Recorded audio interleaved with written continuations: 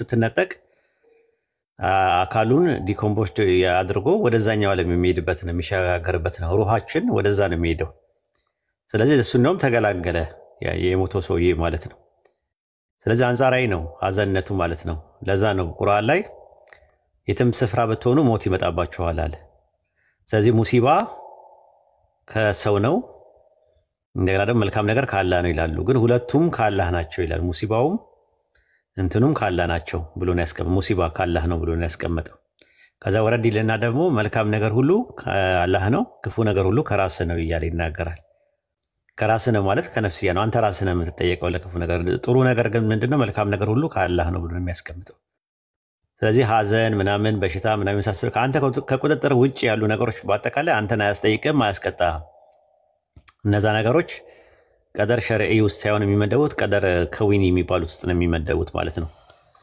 በነገራችን ላይ ቀዳና ቀደር ልዩነታቸው ምንድነው ብሎ አንዳንድ ሰዎች ይጠይቃሉ ትንሽ ሊድበት በሱ ዙሪያ ላይ ማለት ነው በቁርአን ውስጥ እንደምትመለከቱት አምላካችን አላህ ቀዳ የሚለውን ቃል ብዙ አይነት ትርጉም አለው ፍጻሜ በሚል ይመጣል ትእዛዝ በሚል ይመጣል ፍርድ በሚል ይመጣል አድራጎት በሚል ይመጣል ፍላጎት በሚል ይመጣል ውሳኔ በሚል ይመጣል ለምሳሌ ቀዳ ማለት ፈጸመ በሚል ይመጣበት አለ ለምሳሌ በሱረቱል አህዛብ ምዕራፍ 33 ቁጥር 23 ላይ ከነርሱ ስለቱን የፈጸመ ሰው አለ ይላል የፈጸመ ለሚለው የአረብኛው ቃል የሚጠቀመው ቀዳ ነው ስለዚህ ቀዳ የሚለው ቃል ፈጸመ በሚል እዚህ ጋር መጥቷል ማለት ነው ጨረሰ በሚል ነው የመጣው ሌላው ቀዳ የሚለው ደግሞ ሰደቀ በሚል ይመጣል አዘዘ ወይ በሚል ይመጣል ማነው ቀዳ የሚለው ነገር አዘዘ በሚል ይመጣል ለምሳሌ በሱረቱል ኢስራ ምዕራፍ 17 ቁጥር 23 ላይ በተመለከቱ ጌታ እንዲህ ሲል አዘዘ ይላል እርሱን እንጂ ሌላ አታምልኩ ብሎ አዘዘ ለሚለው ቃል የመጣው ምንድነው ቀዳ የሚለው ቃል ነው አመረ በሚል ነው የመጣው ማለት ነው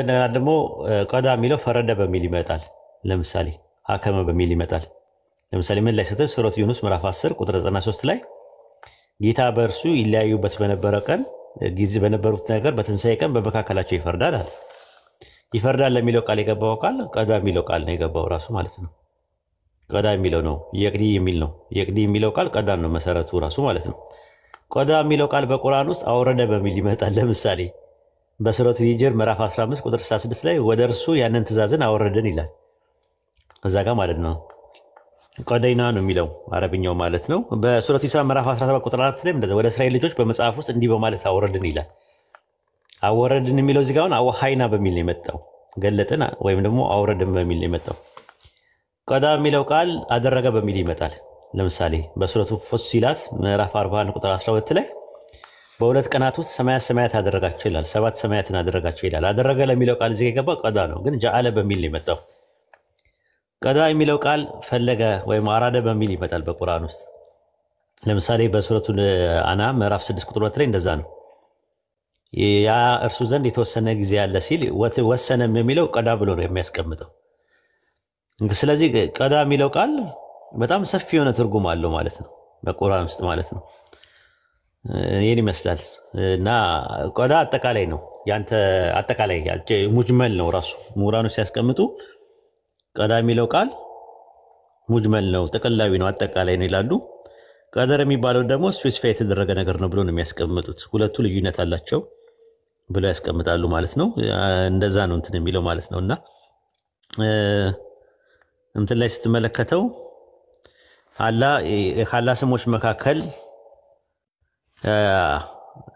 ምን የሚል አልቀዲር የሚል ስም አለው ለምሳሌ በቁርአን ውስጥ በሱረቱ ሂጅር ምዕራፍ 15 ቁጥር 45 ላይ አላህ በነገር ሁሉ ላይ ቻይ ነው ይላል ቻይ ለሚለው ቃል ሁሉን ቻይ ለሚል የገባው ቃል ዛጋ ቀዲር የሚለውን ቃል ነው የሚጠቀመው ስለዚህ ቀዲር የሚለው ቃል ያላህ ስም ነው ሁሉን ቻይ ማለት ነው ቀደር የሚለው ቃል ሌላ ክብር በሚል ይመጣል ለምሳሌ በሱረቱ ሐጅ ምዕራፍ 22 ቁጥር 74 ላይ አላህ ተገቢ ክብሩን አላከበሩትም እና ይላል ማቀደሩ ነው የሚለው አየው እዚህ ጋር ማክበር በሚል ነው የመጣው ቀደር የሚለው ቃል ማለት ነውና ምንድነው ልዩነታቸው ሲባል ሙራኖች ምንድነው የሚሉት ቀዳ በዘላለም ውስጥ ጥቅላዊ የሆነ ፍርድ ነው ብለው የሚያስቡት ቀደር ደግሞ የዚያ ፍርድ ዝርዝር ነው ብለው የሚያስቡት ቀዳ ጥቅላዊ ነው ቀደር ደግሞ ተናጥል ነው ብለው የሚያስቀምጡት እና ይሄን ይመስላል ቀዳ አጠቃላይ ያላህን ኃይል የሚያሳይ ነው ያላህን ቁዋ የሚያሳይ ነገር ነው ይሄን ይመስላል እዚህ ላይ ያልገባችሁ ነገር ካለ መጠየቅ ትችላላችሁ። ቴዎሎጂካሊ ንጽጽር ነው የምናደርገው ካስፈለገ ማለት ነው። ከቸርች ፋዘርስ መጥቀስ እንችላለን፣ ከባይብልም መሄድ እንችላለን።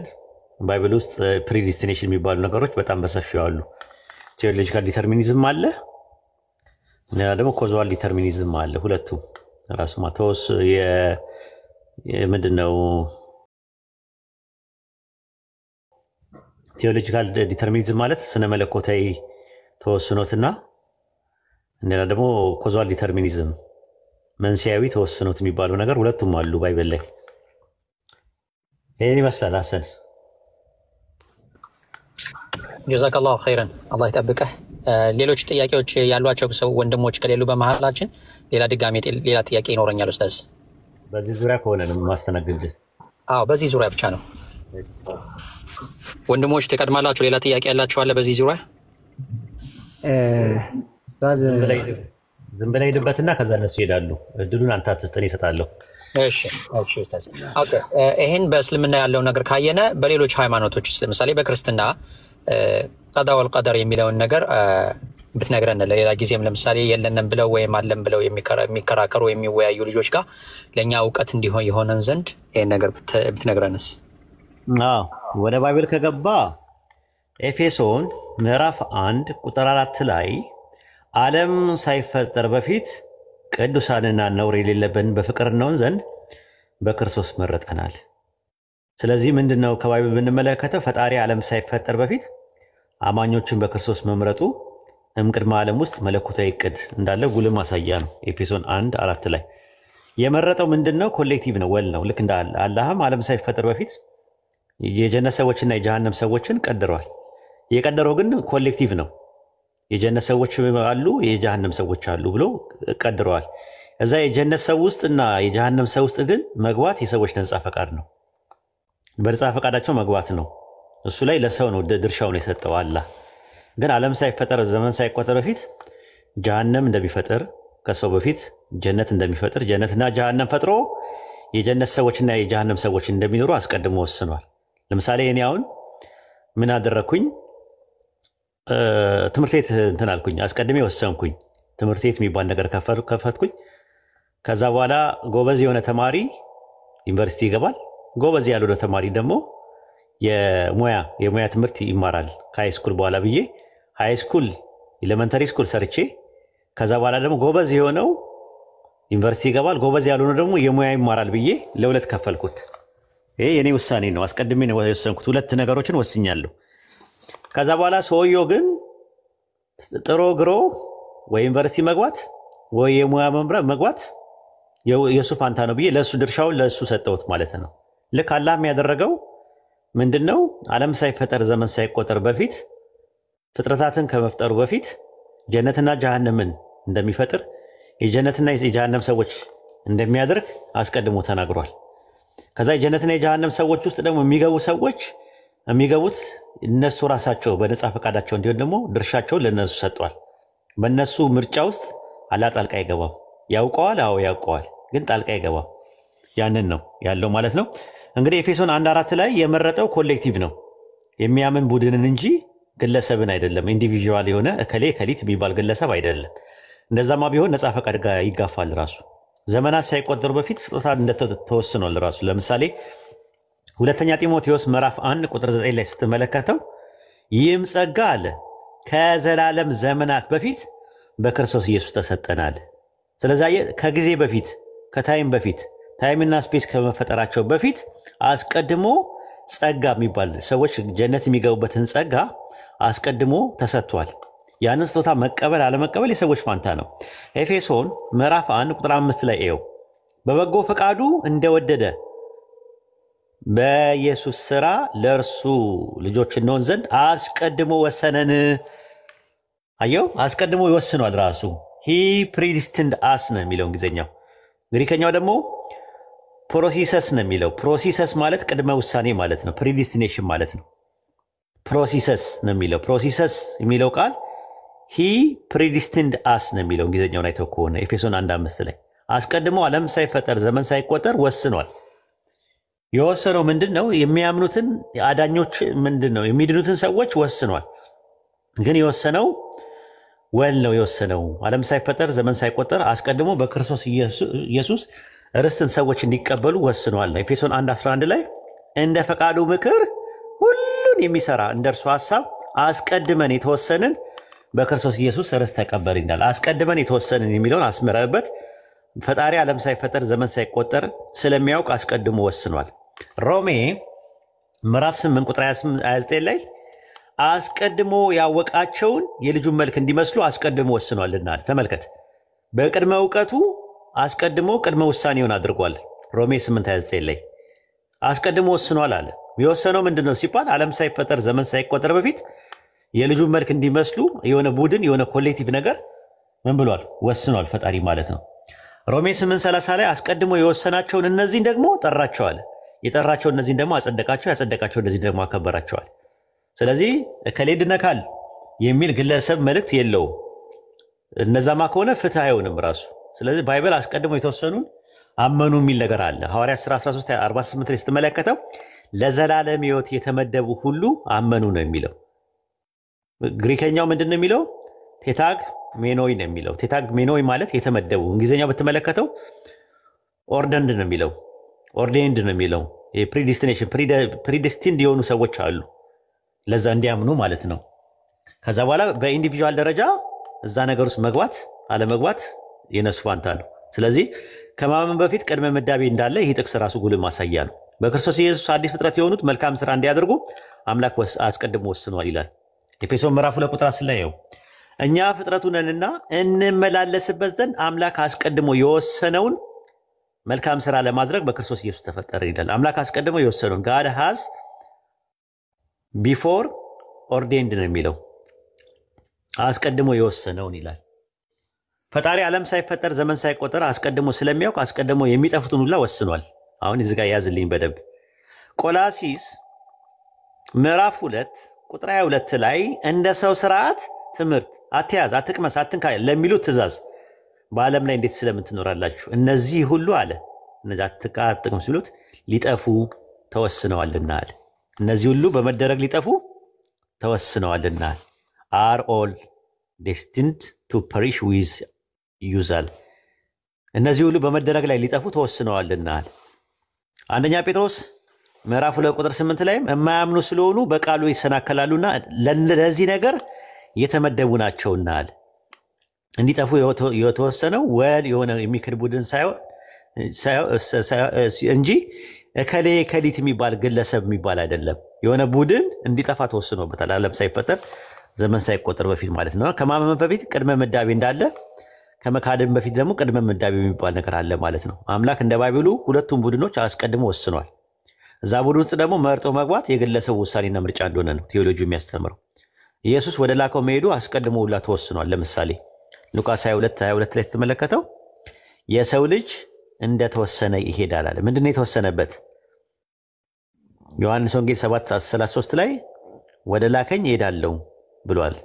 ስለዚህ ወደ ላከው የሚሄድ ነገር አስቀድሞ እሱ ራሱ የተወሰነ ነገር ነው ዓለም ሳይፈጠር ዘመን ሳይቆጠር በፊት ማለት ነው። ሐዋርያት ሥራ 4:28 ላይም እንደዛ ነው። እጅህና ሐሳብህ እንዲሆን አስቀድሞ የወሰኑትን ሁሉ ተፈጸመዋል። ስለዚህ አስቀድሞ የወሰኑት ማና ማን ናቸው? እጅህና ሐሳብህ አለ። የፈጣሪ እጅና ሐሳብ እንዲሆን አስቀድሞ የወሰኑት ፍጻሜ አለ። ይህንን ነው መጽሐፈ ቀሌምንጦስ ምዕራፍ 11 ቁጥር 83 ላይም እንደዛ ነው።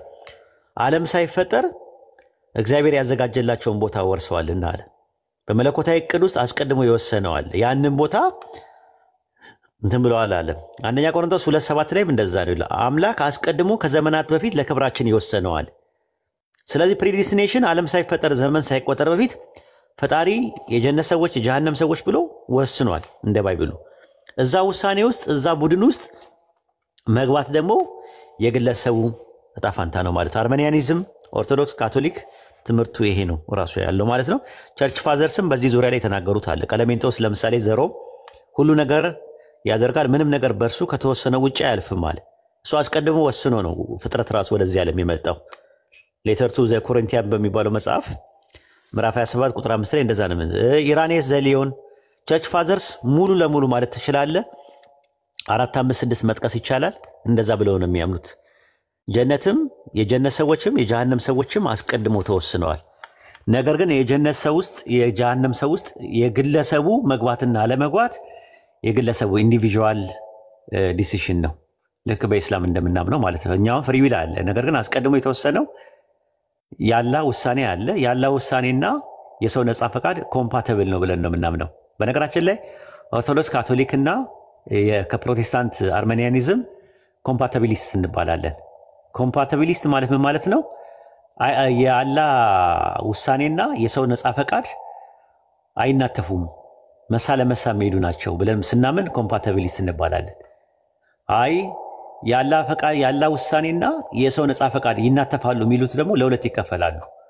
አንደኛው የአላህ ውሳኔ የሚባል ነገር የለም የሰው ነፃ ፈቃድ ብቻ ነው ያለው የሚሉት ሊብሪቴሪያን የሚባሉ አሉ። ሊብሪቴሪያን የሚባሉት ቀደርያ በእኛ ይባላሉ። ቀደርያ የሚባሉት የነበሩት ኢንካር የተደረጉት ማለት ነው። እንደገና ደግሞ ምንድነው እነሱ ምን ይባላሉ? ፍሪ ዊል ነው ያለው ምናምን ሊብሪቴሪያን ይባላሉ። ወይም ደግሞ ኦፕንነስ ቴዎሎጂ ይባላል።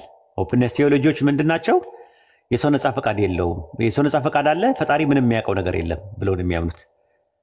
ሌላኞቹ ደግሞ ጽንፎች ደግሞ ሃርድ ዲተርሚኒስት ይባላሉ፣ ፌታሊዝም ይባላሉ፣ ጣፈንታዊነት የሚባሉ አሉ። እነሱ ደግሞ የፈጣሪው እንትን ነው፣ ሰው ነፃ ፈቃድ የሚባል ነገር የለውም፣ ገነትም ገሃነምም የሚገባው በራሱ በአላህ ውሳኔ ብቻና ብቻ ነው ብለው ያምናሉ። እነሱ ምን ይባላሉ? ኢንኮምፓቲቢሊስት ይባላሉ ማለት ነው። ግልጽ ነው።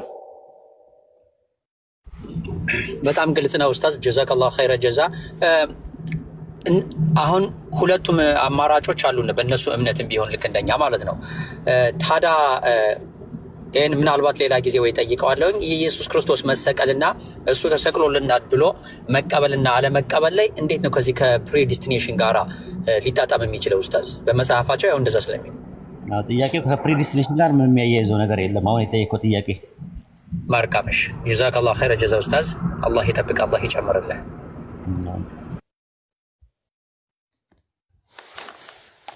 ሌላ ጥያቄ መሐመድ ከላይ ጥያቄ ያላችሁ ሰዎች በፕሪዲስቲኔሽን ዙሪያ ላይ መጠየቅ ትችላላችሁ። ያልገባችሁን መጻፍ አለመጻፍም ጠይቁኝ ከፈለጋችሁ። እሱንም በጣም ወደው ነገር ነው።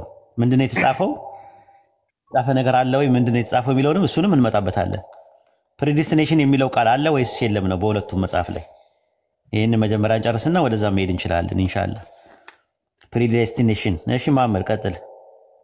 ኡስታዝ እኔ ምንድነው ያው ጥያቄ እንኳን ባይባልም በዙ ከቀዷና ቀደር ጋር ተያያዥ ያለው ነገር ነው። ያው አንተ ንጽጽር ነው የምትሰራው ከመሆኑም ጋር ግን አሁን ቀዷና ቀደር ከተነሳ እዚህ ጋር ብዙ ያው ማያውቁ አብዛኛዎቻችን ዕውቀቱ የለንም። መራቲበል ቀደር የተወሰነ ቢነካ እንደዚሁም ደግሞ አንዳንድ ወንጀልን ለመስራት ምክንያት አድርገው የሚያቀርቡት ይሄ ቀደር ነው። ብዙ ጊዜ ከዚህ ጋር አብረው የተወሰነ ነገር ብትላቸው ብዬ ነው። አሁ ወሬ ለማለት አዎ፣ አይ ሰፊ ነው እኮ ነገርኩ። አሁን መራቲቡል ቀደር የምትለው ነገር በደንብ መታየት መፈተሽ ያለበት ነገር ነው።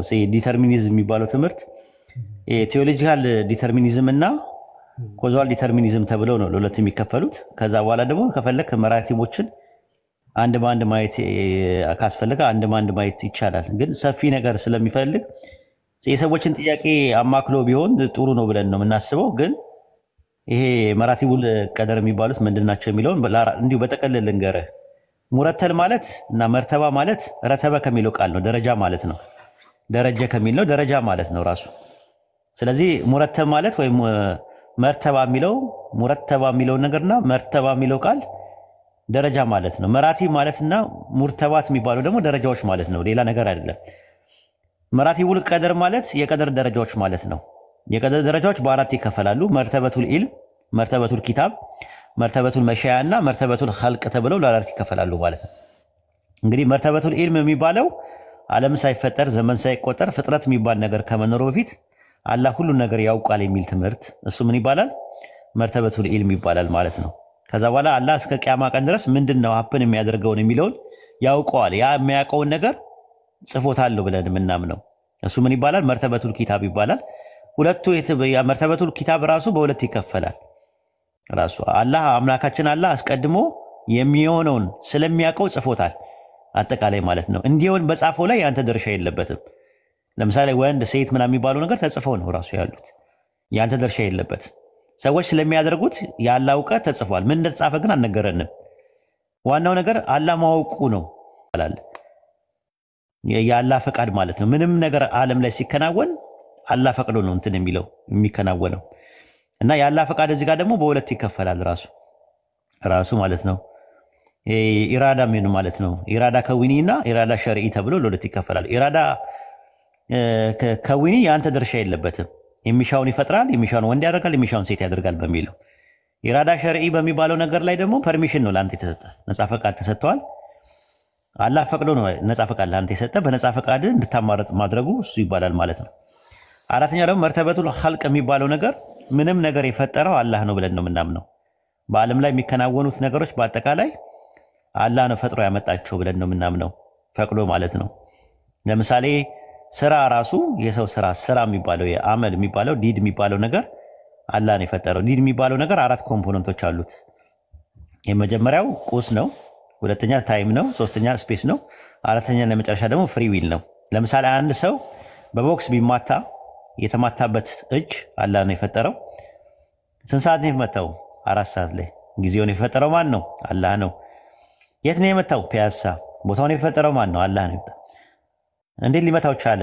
በፍሪ ዊሉ። ፍሪ ዊሉ ማን ነው የሰጠው? አላህ ነው። ሰውየው ታዲያ በምንድን ነው የሚጠየቀው ከተባለ ሰውየው የሚጠየቀው በኢንተንሽን ነው፣ በውጥን፣ በአረብኛ በንያው ነው እንትን የሚጠየቀው ማለት ነው። ስለዚህ እነዚህ እንደው በጥቅሉ ነው። እያንዳንዱ ነገሮች ሰፊ ነገሮች አሏቸው ቴዎሎጂካሊ ማለት ነው። ግን እንደው ለራብ ማስታገሻ ከሆነ አላቅም፣ ምን ያህል እንደጠቀም አላቅም።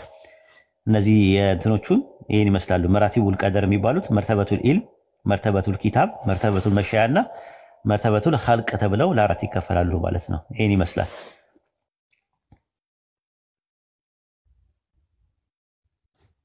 ጥያቄ ያላችሁ ልጆች ገብታችሁ መጠየቅ ትችላላችሁ።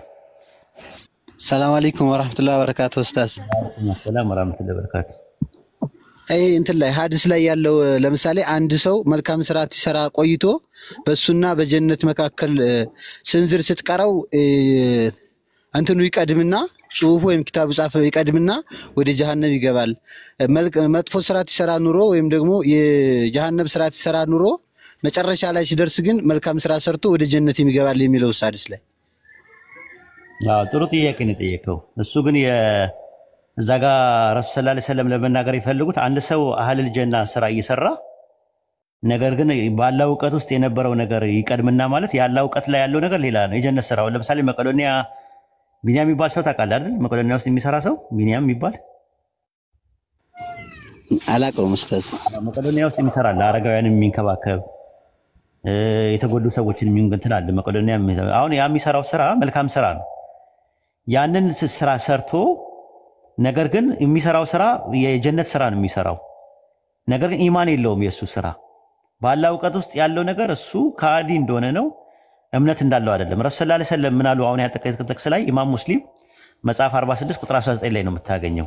ያላህ መልእክተኛም እንዲህ ያሉ፣ አንድ ሰው በሰዎች ፊት ልክ እንደ ጀነት ሰዎች ስራ ይሰራና ከእሳት ሰዎች ነው። አንድ ሰው አሉ በሰዎች ፊት ልክ እንደ እሳት ሰዎች ስራ ይሰራል፣ ከጀነት ሰዎች ነው አሉ። ምን ማለት ነው? አንድ ሰው የጀሃነም ስራ እየሰራ ዝሙት እየሰራ ምን እየሰራ ነገር ግን አንዱን አምላክ ነው የሚያመልከው፣ የጀነት ነው፣ ተቀጥቶ በኋላ ላይ ይመለሳል። በሰዎች ፊት ሲታይ ግን በቃ የሆነ እንደ ኃጢአተኛ ነገር ሊታይ ይችላል ራሱ ማለት ነው። ሌላ ቦታ ላይ ምን አሉ ረሱል ሰለላሁ ዐለይሂ ወሰለም? በእርግጥ አንድ ሰው የጀነት ሰዎችን ስራ ለረጅም ጊዜ ይሰራና ከዛ ስራውም በእሳት ሰዎች ስራ ይደመደማል። አሁን አንተ የጠቀስከው አንድ ሰው የእሳት ሰዎችን ስራ ለረጅም ጊዜ ይሰራና ከዛ ስራው በጀነት ሰዎች ስራ ይላል ማለት ነው፣ ይጠናቀቃል ብለው ነግረውናል። አንድ ሰው የጀነት ሰዎች ስራ ለረጅም ጊዜ ይሰራና ከዛ ኢማን ስለሌለው ስራው በእሳት ሰዎች ስራ ይደመደማል። በተቃራኒው አንድ ሰው የእሳት ሰዎችን ስራ ለረጅም ጊዜ ይሰራና ከዚያ አማኝ ሆኖ ኢማን ስላለው ስራው በጀነት ሰዎች ስራ ይደመደማል። ይሄንን ነው እየተናገረ ያለው ማለት ነው። በሰው ፊት ሲታይ ግን ነገሩ ያለው የጀነት ሰዎች ስራ ሲሰራ የምታየው የጀነት ሰዎች ስራ ሲሰራ ስታየው ማሻአላ ልትሉላት ይችላል። ነገር ግን ውስጡ ኢማን የለውም። አንድ ሰው ደግሞ የጀሃነም ሰዎች ስራ ሲሰራ ታያለህ። ሲሰራ ግን ስታየው ይሄ ሰው ምን አይነት ስራ ነው ምናምን ትላለህ። ውስጡ ግን ኢማን ነበረው፣ የሆነ ድክመት አለው። ስለዚህ ረሱል ሰለላሁ ዐለይሂ ወሰለም ምን አሉ? አንድ ሰው በሰዎች ፊት ልክ እንደ ጀነት ሰዎች ስራ ይሰራል፣ ከሳት ሰዎች ነው አሉ። አላህ ይጠብቀን። አንድ ሰው በሰዎች ፊት ልክ እንደ ሳት ሰዎች ስራ ይሰራል፣ ከጀነት ሰዎች ነው። አላህ ጋር ያለው ሌላ ነው፣ ሰው ጋር ያለው ሌላ ነው። የእኽላስ ጉዳይ ነው ጉዳዩ። አንድ ሰው በይሉኝና የጀነት ሰዎች ነው ይሰራል፣ ተፍ ተፍ ሲል ታየዋለህ። አንተ ማሻአላህ ትለዋለህ። ነገር ግን አላህ ዘንድ ያለው ነገር ሌላ ነው፣ ልቡ ሌላ ነው። ልቡን የሚያውቀው አላህ ነው። ከዛ በኋላ እሱ ምንድነው መጨረሻው የሚደመደሙ በምንድነው? የሳት ሰዎች ተብሎ ነው የሚደመደሙ። አላህ ይጠብቀን ከነዚህ አይነት እኽላስ ከሌለው ስራ፣ ሪያ ከሆነበት እዩልኝ ስሙልኝ ካለበት ስራ ይጠብቀን ማለት ነው። እና ቆንጆ ጥያቄ ነው የጠየቀው። ግልጽ ነው እንትኑ መልሱ? አዎ ግልጽ ነው ኡስታዚ። እኔ እዚህ ጋር ማለት እንትኑ ጋር ሳየው አልመጣልኝ ብሎ ነበርና ሐዲሱን ሳየው መልካም ሲሰራ ቆይቶ መጨረሻ ላይ እንደዚህ ከሆነ ጥሩ ሲሰራ ቆይቶ መጥፎ ሲሰራ ቆይቶ እንደዚህ ማለት አጭር ጊዜ ማለት ነው። አጭር ጊዜ ማለት ነው። አንድ ስንዝር ሲቀረው ማለት አጭር ጊዜ ማለት ነው። እሱ አጭሯ ጊዜ አላህ ዘንድ ነው ያለችው እውቀቱ ማለት ነው። አጠቃላይ ያላ መልእክተኛ ምንድነው? አንድ ሰው በሰዎች ፊት እንደ ጀነት ስራዎች ስራ ይሰራል፣ ከሳት ሰዎች ነው አሉ። አንድ ሰው በሰዎች ፊት እንደ ሳት ስራዎች ይሰራል፣ ከጀነት ሰዎች ነው አሉ። አየህ እዚህ ጋር ነው ያለው ነጥቡ። ከዛ ይደመደማል። የሳት ሰዎች ስራ ምንድነው ሲባል ለጀሃነም የሚደረገው ክህደት ነው። ግን የሚሰራ የነበረው የጀነት ስራ ነው። መልካም ስራ ይሰራል ምናምን ነገር በጣም ጥሩ ሰዎች አሉ። ሁማኒቴሪያን ሰርቪስ ላይ የሚሳተፉ ሰዎች የጀነት ስራዎችን የሚሰራ ለረጅም ጊዜ ይሰራሉ፣ ግን ኢማን የላቸውም። የሳት ሰዎች ስራ ምንድነው? ሽርክ አለባቸው። አንድ ሰው ደግሞ የሳት ሰዎችን ስራ ይሰራል፣ ለረጅም ጊዜ ይሰርቃል፣ ያመነዝራል፣ ምን ይላል፣ ግን ለጀነት የሚዳርገውን ኢማን የሚባል ነገር ውስጥ አለው። ወይም ደግሞ አላህን በብቸኝነት እያመለከ ነበር ሲኖር የነበረው። አንተ ውጪውን ብቻ ነው ዛሂሩን ብቻ ነው የምንመለከተው። አላህ ደግሞ አላህ ጋር ያለው ያለ እውቀት ደግሞ ሌላ ነው የሚወስንበት። ይሄን ነው እያሳየ ያለው። መርሐባ ጀዛኩሙላሁ ኸይረን ጀዛ ኡስታዚ። ወያከላ ምርጥ ጥያቄ ነው።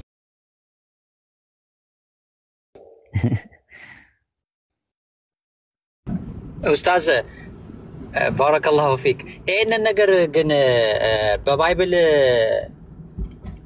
አይ ነው ከዚህ ጋር ምክንያቱም የረሱልን ሐዲስ ስትነግረኝ እኮ ስትናገር አንድ ጥቅስ ትዝ አለኝ ኡስታዝ። መናገር ይቻላል? ይቻላል። በትንቢተ ሕዝቅኤል ምዕራፍ 18 ላይ አንድ ሰው ኃጢአት ሲሰራ ኑሮ በስከመጨረሻ ከተጸጸተና ከተመለሰ እንዲሁም የእግዚአብሔርን ትእዛዝና ሕግጋትን ካከበረ ያደረገው ነገርም አይቆጠርበትም ይላል። ቢመለስ ነው በንስሐ ቢመለስ ነው የሚለው እሱ። አዎ በንስሐ ቢመለስ። አንዱ ደግሞ የዚህ ተቃራኒ ጻድቅ ሲጫወት የኖረ እና ነገር ግን እንዳልከው ውስጡ ሌላ ሆኖ መጨረሻ ላይ ጽድቅ የሰራው ነገር በሙሉ ያ የሰራው ነገር በሙሉ እንደማይቆጠርለት ይናገራል እዛ ምዕራፍ ላይ። እንዴት ነው የሚታየው ይሄ ነገር? ብዙ አይቀራረብም እሱ። እንጃ የሚቀራረቡ ነው አላገኘሁትም። ከዚህ ጋር የሚያያዝ አይመስለኝም ራሱ። ኦኬ እሺ ማክሲመም። ሰላም አለይኩም ኡስታዝ። ወአለይኩም ሰላም ወራህመቱላሂ ወበረካቱ። ሰላም ነው፣ እንዴት ነህ? ሰላም ነኝ አለሁ አልሐምዱሊላህ። ሰሂህ ቡኻሪ ላይ 3208 ላይ ከዚህ ጋር የተያያዘ ነገር አለና እሱ እንድታስረዳኝ ነበረ። ምን የተያያዘ ማለት? ጥያቄውን ሳታቀርበው እንዴት ነው ሰሂህ ቡኻሪ ሰሂህ ሙስሊም የምትለኝ? ጥያቄውን አቅርበውና ከዛ በኋላ ነው እንትን የሚለው። ጉድ እኮ ነው። ጥያቄ ምን እንደሆነ ሳትናገር ምን እንደሚል ሳትነግረኝ ሰሂህ ቡኻሪ ላይ ነው። አይ ስልኬ ላይ ስላለ አንድ ስልክ ነው ያዝኩትና ጥያቄውን አቅርበው እንትን ላይ ኢማም ቡኻሪ ላይ መጽሐፍ 1 ቁጥር 1 ላይ ብትለኝ ምን እንደሚል ኢማም ቡኻሪ ላይ እኔ በቃል ያላፈስኩት ጥያቄውን ወደ መልሱ መገባው። ኦኬ እሺ። እንትን ልጆች በ40 ቀናቸው አላህ አራት ትእዛዝ ይሰጣልና ስራውን ምናምን ነገር እንዲጻፍ ትእዛዝ ይሰጣል የሚል ሐዲስ አይቼ ነበር እኮ። እንደዛ ነው የሚጠየቀው እንደዛ ነው እንጂ አንተ ተጠየቀኝ ምኑን ላቀው ይችላል ራሱ ማለት ነውና አጀል የሚባል ነገር አለ። አጀል የሚባል ነገር ታውቃለህ በኢስላም? አውቃለሁ። አጀሉን ሙአለቅ ይባላል፣ የተንጠለጠለ ማለት ነው። አጀል የሚባለው በሁለት ይከፈላል በኢስላም። ራሱ ማለት ነው። አጀሉን መዋለቅና አጀሉ ምንድነው? አጀሉን መዋለቅ ነው የተንጠለጠለ ማለት ነው። መላእክታው መጥቶ በማዕፀን የጻፈው ነገር ሊሻር ወይም ሊሻሻል ስለሚችል መልአኩ የጻፈው ሰው በመልካም ስራው የሚረዝምና በመልኩ መጥፎ ስራ የሚያጥር ሲሆን ተቅዲሩል ዑምር ይባላል። ያ ማለት የእድሜ ውሳኔ በሚባለው ነገር ማለት ነው። ቁርአን ላይ አላህ በሱረቱ አናም ምዕራፍ 6 ቁጥር 2 ላይ እርሱ ያ ከጭቃ የፈጠራችሁ ነው፣ ከዚያም ጊዜን የወሰነ ነው፣ እርሱ ዘንድ ደግሞ የተወሰነ ጊዜ አለ። ጊዜን የወሰነ ነው የሚለው አጀሉን መዋለቅ ይባላል። ካመለከተ በኋላ እርሱ ዘንድ የተወሰነ ጊዜ ደግሞ አለ ሲል ደግሞ አጀሉን ሙሰማ ይባላል። ስለዚህ እነሱ ነው የሚያወራው። አላህ በሱረቱ ረድ ምዕራፍ 13 ቁጥር 39 ላይ አላህ የሚሻውን ያብሳል ያጸድቃልም፣ የመጽሐፉ መሰረት እርሱ ዘንድ ነው አለ። የሚያብሰውና የሚያጸድቀው ነገር አለ። አጀሉን መዋለቅ አላህ የሚሻውና የሚያብሰው ነገር ነው። ይሄ ነገር ምንድነው? መላእክታው መጥቶ የሚጽፈው ነገር ነው። ከዛ በኋላ ደግሞ ያኛው ግን አጀሉን ሙሰማ የሚባለው በጥብቁ ሰሌዳ ላይ ኡሙል ኪታብ በሚባለው ላይ የተጻፈ ነው። እሱ የተጻፈው አጠቃላይ ያለ እውቀት ነው። ቁርአን ላይ ብዙ ቦታ ላይ እንደዛ አለ። ረሱል ሰለላሁ ዐለይሂ ወሰለም በሐዲስ ላይ ከአርሽ በላይ እርሱ ዘንድ ጻፈ ፍጥረትን በአጠቃላይ ይላል። በጥብቁ ሰሌዳ ላይ የጻፈው ነገር አለ። ያ የጻፈው ነገር ማንም ሊቀይረው አይችልም። በሱረቱል አናም ምዕራፍ 3 ቁጥር 145 ላይ ለማንኛውም ነፍስ በአላህ ውሳኔ ቢሆን እንጂ ልትሞት አይገባትም፣ ጊዜው ግን ተወስኖ ተጽፏልና አለ። በሱረቱል ፋጢር ምዕራፍ 35 ቁጥር 11 ላይ እድሜው ከሚረዝመውም አንዲት ማይረዝምም ከእድሜውም አንድ ማይጎርድም በመጽሐፍ ውስጥ የተጻፈ ቢሆን እንጂ ይላል። ስለዚህ ይሄኛው ምንድነው? አጀሉል ሙሰማ ነው ራሱ ይሄ ማለት ነው። አጀሉል ሙሰማ ማለት በአጠቃላይ ያለ እውቀት የተጻፈበት ነገር ነው ራሱና ማንኛውም ነፍስ የሞት ጊዜዋን በመጣባት ጊዜ ፈጽሞ አታቆያትም ተብሎ የተባለ ነገር ነው። ይሄ ምን ይባላል? ተቅዲሩል አም ይባላል። ጥቅላዊ ውሳኔ የሚወሰነው አምላካችን አላህ በጥብቁ ሰሌዳ ላይ የወሰነው ነው። ተቅዲሩል ደግሞ የውሚ ማለት የሚባሉ አሉ፣ የተለያየ ናቸው። ተቅዲር የሚባለው ነገር ያሉ ማለት ነው። እና እናቱ ማዕፀን ውስጥ መላእክታው መጥቶ እንትን የሚለው ነገር አራት ነገሮች ይመጣሉ ማለት ነው። አራት ነገሮችን መጥቶ እንትን ይላል ማለት ነው። የተለያየ ነገሮች መጥቶ እንትን ይላል። ያ ነገር ሊሻር ሊቀየር ሊለወጥ የሚችል በመላእክታው በሰውየው በሚሰራው መልካም ስራ ወይም ኸይር ስራ የሚቀየር ነገር ነው፣ ሊቀየር የሚችል ነገር ነው ማለት ነው። ረሱል ሰለላሁ ዐለይሂ ወሰለም ኢማም ቡኻሪ ላይ መጽሐፍ 59 ቁጥር 19 ላይ አሁን አንተ ኢማም ሙስሊም እንደተጠቀስከው ከዚያ አላህ መላእክታውን ይልክና አራት ቃላትን ሲሳዩንና ጊዜውን ስራውንና ሐዘኑን ወይም ደግሞ ደስታውን እንዲጽፍ ያዘዋል አሉ። አላህ በተወሰነ መልኩ ይነግረዋል ለመላእክታው ይጽፋል። ያ ነገር ግን ምን መሆን ይችላል አለ? የሚታበስ ነገር ነው ተብሎ ነው የተቀመጠው። በሱረቱ ረድ ምዕራፍ 13 ቁጥር 39 ላይ አላህ የሚሻውን ያብሳል ያጸድቃል አለ። የግለሰቡ ያለው ነገር ማለት ነው። አሁን ለምሳሌ ጊዜውን ሲል እድሜው ነው አይደለ? እድሜው የሚረዝመውና የሚያጥረው ነገር ለምሳሌ ረሱል ሰለላሁ ዐለይሂ ወሰለም በሐዲስ ላይ ምንድነው ያሉት? አደቡል ሙፍረድ መጽሐፍ 1 ሐዲስ 22 ላይ ሲናገሩ ምንድነው ያሉት? ወላጆች የሚያከብር ለእርሱ መልካም ነው፣ አላህ እድሜውን ያረዝመዋል ብለዋል። ተመልከት። አደቡል ሙፍረድ መጽሐፍ 2 ቁጥር 12 ላይ ደግሞ ማንም ጌታውን የሚፈራና ዝምድናን የሚቀጥል እድሜው ይረዝማል። ስለዚህ የእድሜ መርዘምና ማጠር የሚባለው ነገር ሰውየው ጋር ባለው ነገር ነውና ይሄ ነገር የእድሜ ማጠርና መርዘም አንደኛ በከይፍያ ሲሆን ሁለተኛ ደግሞ በከሚያ ነው ብሎ ነው ያስቀመጡት። ከይፍያ ማለት ምንድነው? ኳሊቲው ማን ነው? ኳሊቲው ነው፣ አይነቱ ነው። ለምሳሌ ረሱል ሰለላሁ ዐለይሂ ወሰለም ምን ብለዋል? ራሱ በሐዲስ ላይ ማለት ነው የእናንተ ቆይታችሁ ብለዋል ራሱ አንድ ቦታ ላይ ማለት ነው የኔ ኡማ የሚቆየው 1000 ዓመት ነው በአይነቱ ማለት ነው ብሎ መወሰኛይቱ ሌሊት ከሺህ ወር በላጭ ናት ብሎ አስቀምጠዋል። አላህ ለሌሊቱ ቀድር የሚባለው ያገኛት ማለት ነው። ስለዚህ ምንድነው ያ መወሰኛይቱ ሌሊት ምንድናት ብለን ስንል ውስጡ ያለው ኮንቴንት ነው፣ በረካ ይኖረዋል ነው። በበረካ ደረጃም ራሱ ብዙ መሆን የሚችል ነገር አለው ማለት ነው። በመልካም ስራ የመጣ ማንኛውም ሰው 10 ቢጦች እናደርግለታለን ብሎ አላህ ስላለን ረሱል ሰለላሁ ዐለይሂ ወሰለም ምን ብለዋል? ማንም ረመዳንን የጾመ ከሸዋል ጋር 6 ወራት ያስከተለ ሁሉ አመቱን ሁሉ እንደጾመ ነው ይላል ብለው አስቀምጠዋል። ስለዚህ ይሄኛው ከምን አንፃር ነው? በረካ ከአይነት አንፃር የሚሆንበት ነገር አለ ማለት ነው። ሌላው ደግሞ ከሚያ ነው፣ በኳንቲቲ ደረጃ በብዛት ደረጃ የሰው እድሜ መጠን በመልካም ስራ የህክምና ሰበብ በማድረግ ጥንቃቄ በማድረግ ሊረዝምም አሊያም መጥፎ ስራ በመስራት በግድየለሽነትና በዝርክርክነት ደግሞ ሊያጠር ይችላል። ለዛ ነው አላህ በቁርአን ውስጥ በሱረቱ ኒሳ ምዕራፍ 4 ቁጥር 71 ላይ እናንተ ያመናችሁ ሆይ ጥንቃቄን ያዙ ይላል። ስለዚህ ጥንቃቄ የሚባል ነገር መያዝ ይገባናል ማለት ነው። አሁን ወደ ንጽጽር እንግባ። ይሄ ከተመለሰልህ ወደ ንጽጽር ወደ ባይብል እንግባ። ትንሽ ነካነካ አድርገን አይ አልፈልግም። ይሄ ሐዲስ መረዳት ብቻ ነው የፈለኩት። እና ደግሞ አሁን ለምሳሌ ሪስኩ ሊጨምር ይፈልጋ ሌላ ይማራ ታዲያ አንተ ማፈልከው። ኦኬ እሺ፣ ይቻላል። አዎ ወደ ባይብል ስገቡ ያ ጀማ መጽሐፈ ምሳሌ ምዕራፍ 2 ቁጥር 11 ላይ ጥንቃቄ ይጠብቅሃል፣ ማስተዋልም ይጋርዳል ተብሏል። ስለዚህ ጥንቃቄ የሚባል ነገር አለ። የሰው እድሜ ከተጻፈ አስቀድሞ የተጻፈ ነገር ካለው ለምንድን ነው ጥንቃቄ የሚደረገው የሚል ጥያቄ አለ። የሰው እድሜ አስቀድሞ እንደተጻፈ የሚናገር ማስረጃዎች አሉ ከተባለ አዎ። መዝሙረ ዳዊት ምዕራፍ 139 ቁጥር 16 ላይ ወጥ ለኔ የተወሰኑ ዘመናት ገና አንዳች ነገር ወደ መኖር ሳይመጡ በመጽሐፍ ተመዘገቡ ብሎ ነው ያስቀመጠው። የተወሰኑ ዘመናት ማለት ነው። እድሜ ራሱ የሰው እድሜ ራሱ የተጻፈ ነው። መዝሙረ ዳዊት 139 ቁጥር 16 ላይ የተፈጠሩ ቀኖች ሁሉ አንድስ እንኳን ሳይቀር በመጽሐፍ ተጽፏል አለ። አንድስ እንኳን ሳይኖር አለ። ምንም ነገር ከመኖሩ በፊት የተፈጠሩ ቀኖቼ እኔ የምሞትበት ቀን በመጽሐፍ ተጽፏል ብሎ አስቀምጧል መዝሙረ ዳዊት ላይ ማለት ነው። በመጽሐፍ የተጻፈ ነገር ነው ሁሉ ነገር ማለት ነው። ግን ኦሪት ዘጸአት ምዕራፍ 20 ቁጥር 12 ላይ ስትመለከቱት አባትና እናትን አክብር አምላክ ያህዌ አምላክ በሚሰጥ ምድር ላይ እድሜ እንዲረዝም ይላል። ወይም ደግሞ ዘዳግም 5:33 ላይ በሕይወት እንድትኖሩ መልካም እንዲሆንላችሁ በምትወርሷት ምድር እድሜያችሁ እንዲረዝም ያህዌ አምላካችሁ ባዘዛችሁ መንገድ ሁሉ ሂዱአል። ለምን? ስለዚህ የጊዜ አለው የመሞት ጊዜ አለው። ነገር ግን ተመልሶ ደግሞ እድሜ እንዲረዝም የሚል ነገር አለው። በሁለት ነገር ነው። አንደኛው ተቀላዩ ነው፣ አንደኛው በተናጠል። ለመሞት ጊዜ አለው። ክፉ ወይም እልከኛ መሆን ጊዜ ሳይደርስ ለሞት ይዳረጋል ብሎ ምንም ያስቀምጣል። መጽሐፈ መክብብ 3:2 ላይ ለመወለድ ጊዜ አለው ለመሞት ጊዜ አለው አለ። ነገር ሁሉ በጊዜው አድርጎ ሰራው ይላል መጽሐፈ መክብብ 3:11 ላይ። መጽሐፈ መክብብ ምዕራፍ 7 ቁጥር 17 ላይ ደግሞ እጅግ ክፉ አትሁን እልከኛም አትሁን ጊዜ ሳይደርስ እንዳትሞት አለ። የመሞት ጊዜ አለው ጊዜ ሳይደርስ እንዳትሞት ብሎ ያስቀምጠዋል። በእኛ ላይ ተንጠለጠለ ነገር አለው ማለት ነው። ነገር ግን ኢዮብ 14:5 ላይ የሰው እድሜ የተወሰነ ነው፣ የወሩ ቁጥር በአንተ ዘንድ ነው፣ እርሱ ሊተላለፍ የማይችል ዳርቻ ያደረገለት ይላል። አሁን ኢዮብ 14:5 ላይ ስትመለከተው የሰው እድሜ የተወሰነ ነው፣ የወሩም ቁጥር በአንተ ዘንድ ነው ይታወቃል አለ። እርሱም ሊተላለፍ የማይችል ዳርቻ ያደረገለታል።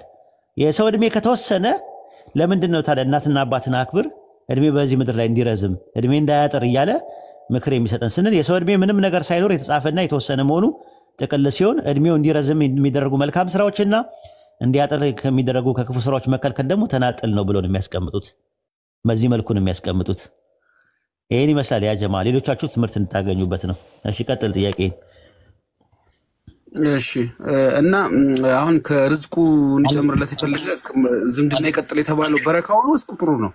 አንድ ጊዜ ማክሲማ ኡስታዝ ስልጣን ብትሰጠኝ ጥሩ ነው። ታች ጥያቄ አለን እያሉ ራይነርም አለ ጥያቄ አለና አስገቡን እያሉ ነው ኡስታዝ። አይ ራይነር አይገባም እኛ ጋር እኔ ጋር ከሌሎቹ ጋር ነው መቀጠል የሚችለው። እሺ ሌሎች እነ ሳላህ ምናምን አሉ ከታች አያዳምጥም። ቦታ ሳይሆን የሆነ ማወቅ ባለፈው ሞከርኩኝ ማወቅ አልፈለገም። ስለዚህ ቁጭ ብሎ ይማርክ ወይ ደግሞ ከሌሎች ጋር እንትን ማለት ይችላል። ቤት ውስጥ መቀመጥ ይችላል። ገስት ላይ መግባት ይችላል። ከፈለክ መግባት ትችላለህ። ራይነር መግባት ትችላለህ፣ መቀመጥ ትችላለህ። ግን ከኔ ጋር አታወራም። ባለፈው ነገር ያለው እድሉን ሰጥቼ መጠቀም አልቻልክም። ማታውቀው ነገር ላይ ዝም ብለህ በድፍረት ስለምትናገር አስቸጋሪ ነው ካንተ ጋር ማውራት።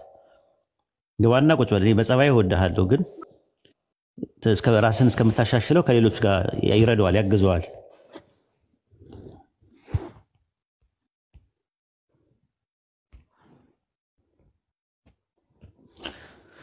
ኦኬ ጥሩ። ምን አልከኝ? ጥያቄን አቋርጠን ያሲን። እሺ እንትን ርዝቁ እንዲጨምር የፈለገ ሰው ከዘመድ ጋር ወይ ደግሞ ከቤተሰብ ጋር ዝምድና ይቀጥል የተባለው አሁን ርዝቁ በረካ ነው የሚጨምረው ወይስ ቁጥርም ይጨምራል? ሁለቱንም ነው የሚሉት ዑለማዎች። በነገራችን ላይ ለሁለት ተከፍለዋል በዚህ ጉዳይ ላይ። ከሚያ ብለው የሚያስቡ አሉ፣ መጠኑም ነው ብለው የሚያስቡ አሉ። የሰው እድሜ መጠን በመልካም ስራ ሕክምና ሰበብ በማድረግ በጥንቃቄ በማድረግ ሊረዝም አልያ መጥፎ ስራ በመስራት በግዴለሽነት በዝርክርክነት ሊያጠር ይችላል ብለው ሀዘር ያስፈልጋል፣ ጥንቃቄ የዲስክሬሽን የሚባለው ነገር ያስፈልጋል ብለው ሱረቱ ኒሳ ምዕራፍ 4 ቁጥር 71 ላይ ይጠቅሳሉ። እናንተ ያመናችሁ ሆይ ጥንቃቄን ያዙ ይላል። ስለዚህ ጥንቃቄን ያዙ ስላለ አላህ ጥንቃቄን በማድረግ እንትን ይላል። ግን አጠቃላይ ግን መጨረሻ ያለችዋን ተጠንቀቅ ምን ብለህ መጨረሻ ላይ ያለችዋን አላህ ስለሚያውቃት እሷ ነገር ደግሞ በጥብቁ ሰሌዳ ላይ ተጽፏል። ይሄ መላእክታው ግን እንትን ያለው ግን አንተ ጋር ዝምድና በመቀጠል ምናምን ሊቀየር የሚችል ነገር ነው ብሎ እንዳስቀመጡት አይ እንደዛ አይደለም በረከቱ ነው ውስጡ ያለው ኮንቴንት ነው ብለው የሰው እድሜ ማጠርና እንትን የሚለው በከፊያ ነው እንጂ በከሚያ አይደለም። ከፊያ ማለት ያው አይነት ኳንቲቲ ነው ብለው አንድ ሰው በሚሰራው መልካም ስራ የእድሜው ከፊያ በመብቃቃት ይረዝማል። ለምሳሌ አንድ አመት 12 ወር ነው። ለይለቱል ቀድር በአመት አንድ ጊዜ ሲሆን ከ1000 ወር በላጭ ነው ተብሏል። 1000 ወር ደግሞ 83 ዓመት ነው። ስለዚህ ለምሳሌ አንድ ሰው 10 ዓመት ሙሉ ተከታትሎ ለይለቱል ቀድርን ያገኘ ሰው 830 ዓመት ይኖራል ማለት ነው፣ በበረካው ደረጃ ማለት ነው። በዚህ የተረጎሙትና ያስቀመጡት አሉ። አንተ ሴንስ የሚያደርግም ሁለቱንም መቀበል ትችላለህ። እኔ ሁለቱንም ነው የምቀበለው። ለምሳሌ ሹክራን። የመጨረሻ ጥያቄ አንድ ጠይቅ ኡስታዝ። ትችላለህ፣ ጠይቅ። እሺ ቀደርያዎች መንሃጅ ቀደርያ የሚባሉት እና እነሱ ምንድነው ቀደርያ ያስባላቸው ነገር እሱን ግልጽ ብታረግልኝ። ቀደርያ ያው ከመስራቹ ነው፣ ሰውየው የተናገረው ሰውዬ ነው ራሱ ማለት ነው። ራሱ ሰውየው ራሱ ማለት ነው። ዲተርሚኒዝም በሚባለው ነገር ላይ ኮዛል ዲተርሚኒዝም የሚባል ነገር አለ። እንደገና ደግሞ ቴዎሎጂካል ዲተርሚኒዝም የሚባል ነገር አለ። ከጥንት ጀምሮ የነበረ ነው። በነገራችን ላይ አርስቶትልና ፕላቶ የሚባለው ወይም ደግሞ አርስጣጣሊስና አፍላጦን የሚባለው የሚከራከሩበት የነበረ ነው። ከነሱ በኋላ ደግሞ የፔላርጌስና እንትና ይሄ ማን ነው አውግስቲኒዮስ የሚባለው ሲከራከሩበት የነበረ ጉዳይ ነው። እንዲህ ቀላል ነገር አይደለም ራሱ ማለት ነው። ከዛ በኋላ ነው የኛዎቹ ጋር መተው ኢንካር የተደረጉ አሉ። ሁለት ናቸው ራሱ ማለት ሁለት ጽንፎች አሉ እኛ ጋር። አንደኛው ያላ ውሳኔ ብቻ ነው ያለው ብለው የሚናገሩ ናቸው። ያላ ውሳኔ ብቻ ነው ያለው ሌላ ምንም ነገር የለም ብለው የሚባሉ አሉ። እነሱ ምን ይባላሉ? ይሄ ምንድነው የሚባሉት? ጀብርያዎች ይባላሉ። እነሱ የመጀመሪያዎቹ ማለት ነው። ጀብርያዎች ምንድነው የሚሉት? ምንም የሰው ድርሻ የለበትም ሁሉ ነገር ተወስኗል ብለው የሚያምኑ ነው። ጀብርያ ማለት ራሱ ጀብር ማለት በአረብኛ ምንድነው? ጀበረ ነው አይደለ? ተገደደ፣ መገደድ ማለት ነው ራሱ ጀብርያዎች ይባላሉ። ስለዚህ ሰው ጀና የሚገባውና ጀሃነም የሚገባው ያለ ምርጫው ተገዶ ነው የሚል ይሄ ጽንፍ በኢስላም ኢንካር ተደርጓል ማለት ነው። ኢንካር ታውቃለህ አይደል? ውድቅ ሪጀክሽን ከተደረጉ ነገሮች ናቸው። ሰው ፈቃድ አለው፣ ነፃ ፈቃድ አለው። እንዴት ነፃ ፈቃድ የለውም ተብሎ ተወግዘዋል እንደዚህ። እነዛኞቹ ደግሞ የሚባሉት ደግሞ የቀደርያ የሚባሉት ደግሞ ሰውየው ራሱ ያመጣው ትምህርት ነው። የቀደርያ የሚባለውን ትምህርት ሰውየው ስላመጣው ቀደርያ የሚባለው ነገር ከሰውየው አንጻር ነው ራሱ ይህንን ስም ያገኙት ማለት ነው። ቀደርያ ማለት አብዱል ቃድር ይባላል ሰውየው። አብዱል ቃድር ይባላል ሰውየው፣ ከሰውየው ስም የተወሰደ ነው። እና ሰው ጀናና ጀሃነም የሚገባው ያለ አምላክ እውቀትና ያለ አምላክ ውሳኔ በነፃ ፈቃድ ብቻና ብቻ ነው ብለው ነው የሚያምኑት። ምንም የሚያውቀው ነገር የለም። እሱ በቃ አንድ ነገር ካወቀ እንዴት የሱ ድርሻ አለበት ይላሉ። አዎ የሱ ድርሻ አለበት። ምንድነው? ያውቃል። እውቀቱ ማንም እንትን አይለው ያውቃል። ጀነትና ጀሃነም የሚገቡ ሰዎች ብሎ ለሁለት ጎራ ከፍሎ አላህ ከምንም ነገር ሳይፈጠር በፊት ወስኗል። እዛ ጎራ ውስጥ ግን መግባት ያለ መግባት የኢንዲቪዥዋሉ ራይት ነው፣ የግለሰቡ ድርሻ ነው፣ የግለሰቡ ውሳኔ ነው። ያንን ውሳኔ ማን የሰጠው? አላህ ነው የሰጠው ለሰውየው ማለት ነው። እና ያንን አይቀበሉም እና የነሱም ውድቅ ተደርጓል። አላህ እንዴት አያውቅም ነው እነሱ የሚሉት። በፕሮቴስታንት ውስጥም አሉ ራሱ ምንድነው የሚባሉት? ሊበርቴሪያን ይባላሉ እነሱ፣ አርነታውያን ይባላሉ። እነሱም እንደዛ ነው። ወይም ደግሞ ምን ይባላል? ኦፕን ቴይዝም ይባላሉ፣ ወይም ኦፕንነስ ቴዎሎጂ ይባላል ማለት ነው። ቅድመ ውሳኔ ሆነ ቅድመ እውቀት የለም። የአምላክ እውቀትና የሰው ነፃ ፈቃድ የሚጣረሱና የሚናተፉ የሚላተሙ ሆድና ጀርባ ናቸው ብሎ የሚሉ አቋም ያላቸው ነው። እና የእነሱ ከፍተኛ ጽንፍ ክፍት አምላካዊነት ይባላል በቴዎሎጂ ደረጃ። ኦፕን ቴይዝም ወይም ደግሞ ኦፕንነስ ቴዎሎጂ ይባላል ማለት ነው። እና ሁለቱም ናቸው የተወገዙት። እኛ ግን ምንለው ምንድነው? ያለ እውቀትና የሰው ነፃ ፈቃድ ኮምፓተብል ነው፣ የሚናተፍ አይደለም፣ መሳ ለመሳ የሚሄድ ነው ብለን እናምናለን።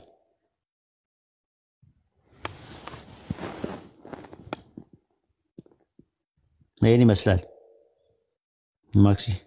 እሺ ኡስታዝ አመሰግናለሁ። ትንሽ ይሄ የቀዳ ወልቀድር ነገር ትንሽ ስለሚያወዛግብ እና ትንሽ ሰፊ ነገር ስለሆነ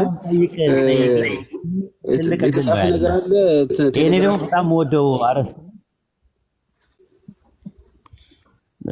ጥያቄ ካለ መጠየቅ ነው ራሱ። ለምን ብዙ ጥያቄ ነበረኝ በቀድር ላይ ግን አሁን አጋጣሚ ስለገባው ጠፋብኝና አምጣው ዘርግፈው። ደግሞ እስልምና ጋር ነው መልስ የሌለው። አምጣው ዘርግፈው።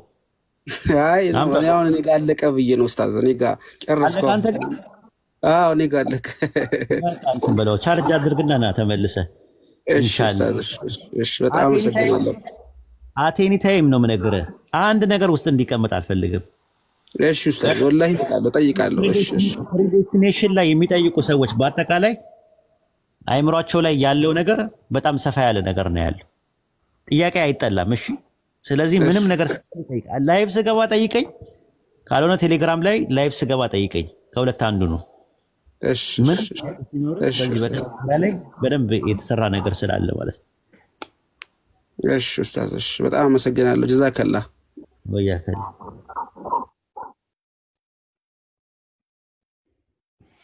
ጥያቄ ያላችሁ ሰዎች በቀደር ዙሪያ ላይ ሰላም አለይኩም ወራህመቱላሂ ወበረካቱ። ኡስታዝ እንዴት?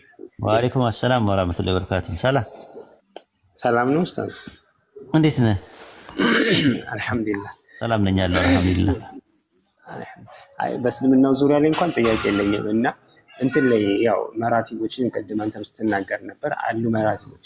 ይሄ ኪታባ የሚባለው መራቲብ እንትን በመጽሐፍ ቅዱስ ላይ ወይም በእነሱ እንትን ላይ አሁን ባለው መጽሐፍ ላይ እሱን የሚያመላክት ነገር ቀድሞ እንደተጻፉ የሚያመላክት አስተምሮች አሉ። ምናልባት እሱ ካሉ ለማወቅ ያለው እንዴታ ቅድምም ሳወራ ነበር ጨረፍ አድርጌ ግን ልዝገምልህ መሰለኝ አለ ይሰማል። አዎ በቃ ማስታወሻ ይዛለው ድገምልኝ። ማስታወሻ ትይዛለህ ማለት ነው። ዓለም ሳይፈጠር በፊት ዘመን ሳይቆጠር በፊት መጽሐፍ አለው አምላክ ምንም ነገር ሳይኖር በፊት ማለት ነው። በዛ መጽሐፍ ላይ ሁሉ ነገር ተጽፏል። ሁሉ ነገር ምንም ነገር ሳይቀር ተጽፏል ተብሎ ተቀምጧል ማለት ነው። የቱ አካልክ መዝሙረ ዳዊት ምዕራፍ 139 ላይ አውጣ። መዝሙረ ዳዊት ምዕራፍ 139 ላይ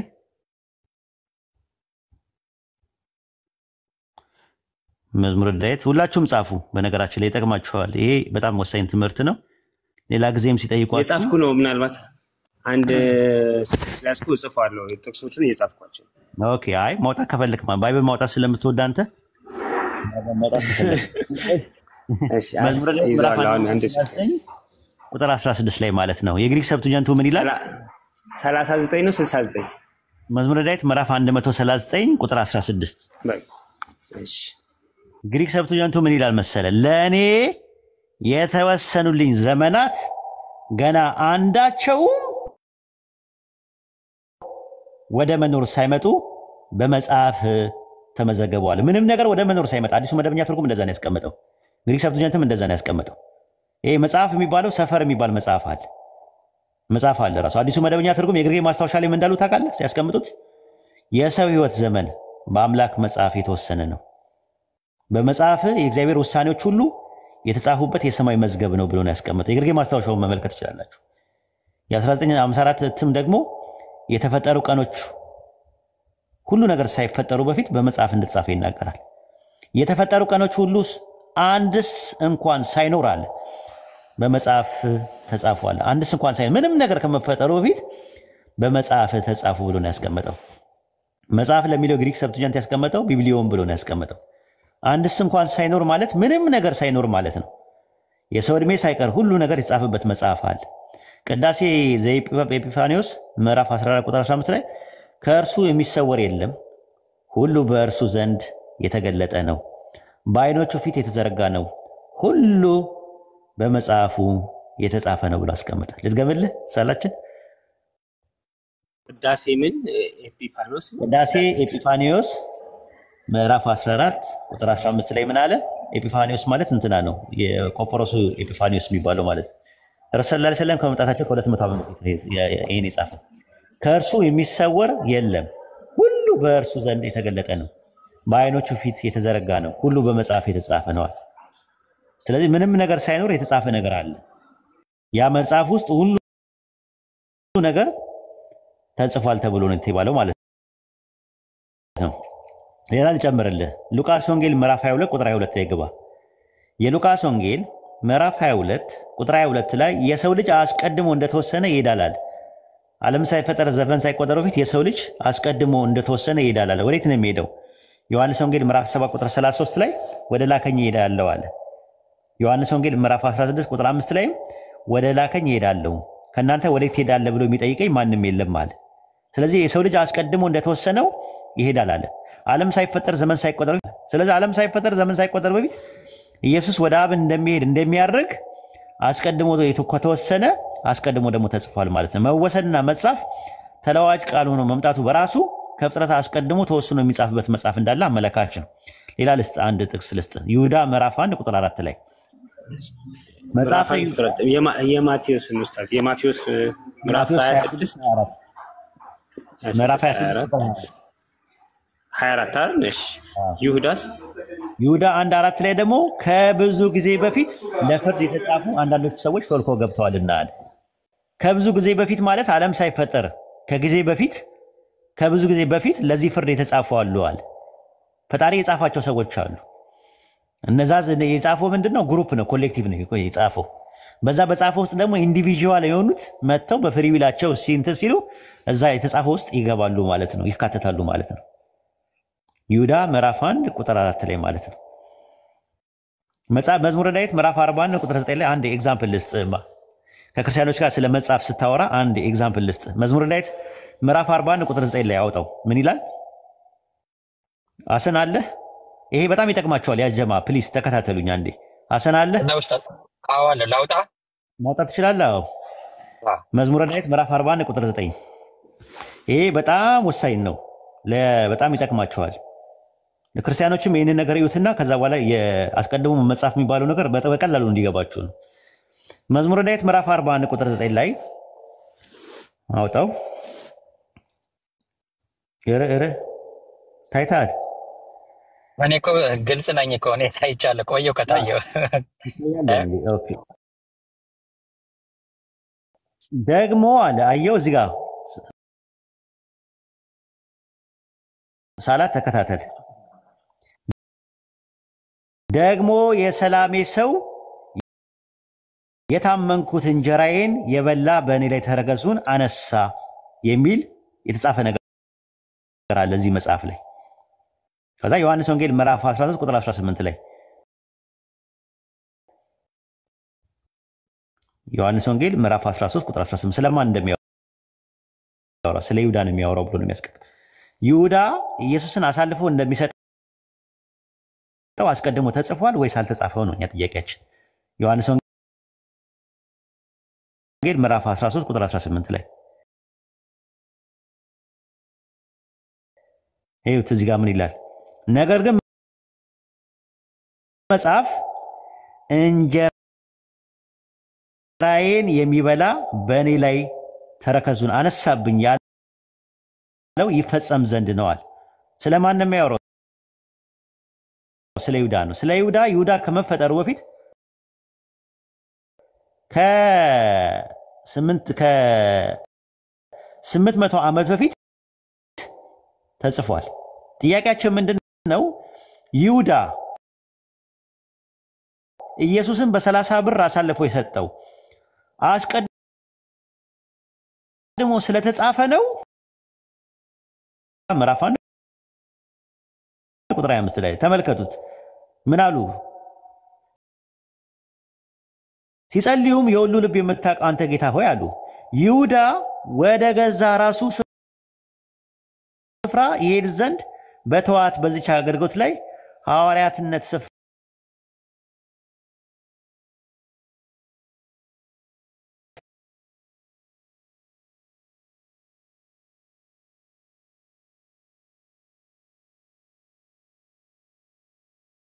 ኢየሱስን አሳልፎ የሰጠው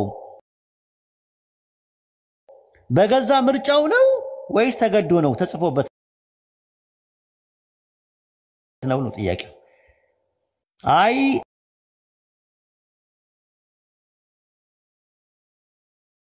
አሳልፎ እንደሚሰጠው ፈጣሪ ስለሚያውቅ አስቀድሞ ጻፈው እንጂ የጻፈው ስለሚያውቀው እንጂ ይሁዳ አሳልፎ እንዲሰጠው አይደለም የጻፈው የሚል ነገር ይጠቀማሉ። አሃ ታዲያ አምላካችን አላህ ዓለም ሳይፈጠር ዘመን ሳይቆጠር በፊት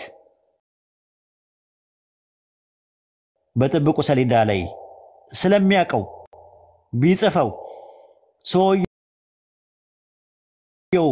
የሚሰራው ስለተጻፈበት ነው ወይስ የራሱ ነፃ ፈቃድ ነው የሚሰራው ብለን ጥያቄ እናቀርባለን። አይ የነፃ ፈቃዱ ነው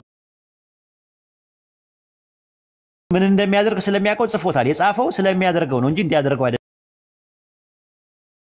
አይደለም ካላችሁ እንግዲያውስ ይሄም ለዛ ነው የቀደር ትምህርት ብለን መልስ እንሰጣለን ማለት ነው። ግልጽ ነው። ሰላም ያለው ኡስታዝ እንትን ላይ ቅዳሴ ኢፋኖስ የቆጵሮስ ነው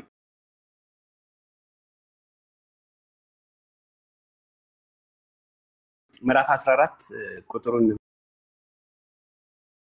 ምናልባት ስለዚህ ዓለም ሳይፈጠር በፊት መጽሐፍ አለ ማለት ነው። ተመልከት ከዚህ አንፃር ማለት ነው። ራዕይ ዮሐንስ ምዕራፍ 20 ቁጥር 12 ላይ ፍርድ የሚያገኙት በተጻፈው መሰረት ነው። በዛ ላይ በተጻፈ ዓለም ሳይፈጠር በፊት በተጻፈው መሰረት ነው ፍርድ የሚያገኙት ሰዎች። ምዕራፍ 20 ቁጥር 12 ሙታን ታናናሾች ታላላቆች በዙፋን ፊት ቆመው አየሁ፣ መጽሐፍትም ተከፈቱ፣ ሌላ መጽሐፍ ተከፈተ፣ እርሱም የሕይወት መጽሐፍ ነው። ሙታን በመጽሐፍ ተጽፎ እንደነበረ እንደ ስራቸው መጠን ተከፈላል። ስለዚህ ይሄ የሕይወት መጽሐፍ የሚባለው ዓለም ሳይፈጠር በፊት የተጻፈ መጽሐፍ ከሆነ እዛ መጽሐፍ ላይ በተጻፈው መሰረት እንደ ስራቸው መጠን ወሮታና ጸፌታ ምንዳና ትሩፋት አግኝተዋል ማለት ነው። ሌላው ራዕይ ማርያም ላይ ነው። ራዕይ ማርያም ቁጥር 7 ላይ ያዘ። ይሄንን ይሄ በጣም ይጠቅማል። ራዕይ ማርያም ቁጥር 7 ላይ እንደዚህ ይላል አለ ራዕይ ማርያም እንዴ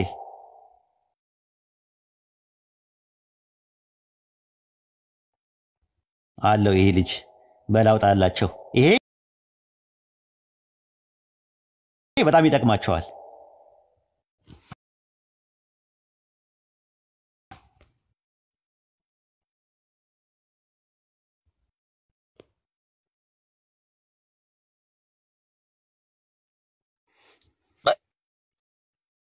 አገኘው ቁጥር 7 ራዕይ ማርያም ላይ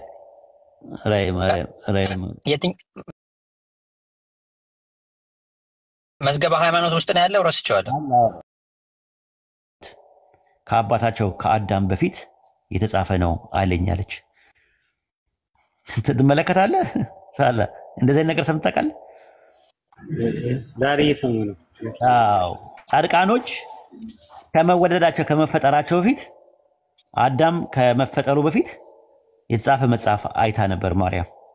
ራዕይ ማርያም ቁጥር 7 ላይ ማለት ነው። ተከተላለች። ራዕይ ማርያም ቁጥር 7 ላይ ዳግመኛ በአምድ ወርቅ የተጻፈበት መጽሐፍ የሚበልጥ የተጻፈበትን የእሳት አምድ ወርቅ አየሁ። በእሳትም አምድ የተጻፉ እነማን ናቸው ብዬ ጠየቁት። ኃጢአተኞች ናቸው አለኝ። ሳይፈጠሩ ነው ወይስ ከተፈጠሩ በኋላ ነው የተጻፉት ብለው ለዚህ ስቃይ አስቀድመው የተጻፉ ናቸው ብሎ መለሰልኝ አለች።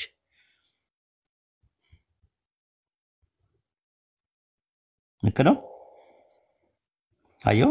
ስለዚህ በዲኑል ኢስላም ከሄድክ ትምህርት ከሄድ የተጻፈልህ የሚፈረድልህ የሚደረግልህ ሽልማታዊ ጽድቅ ጀስቲፊኬሽን በአንተ ነጻ ፈቃድ ላይ ስለምታምን ስለምታደርገውና በአላህ ቅድመ እውቀት ነው።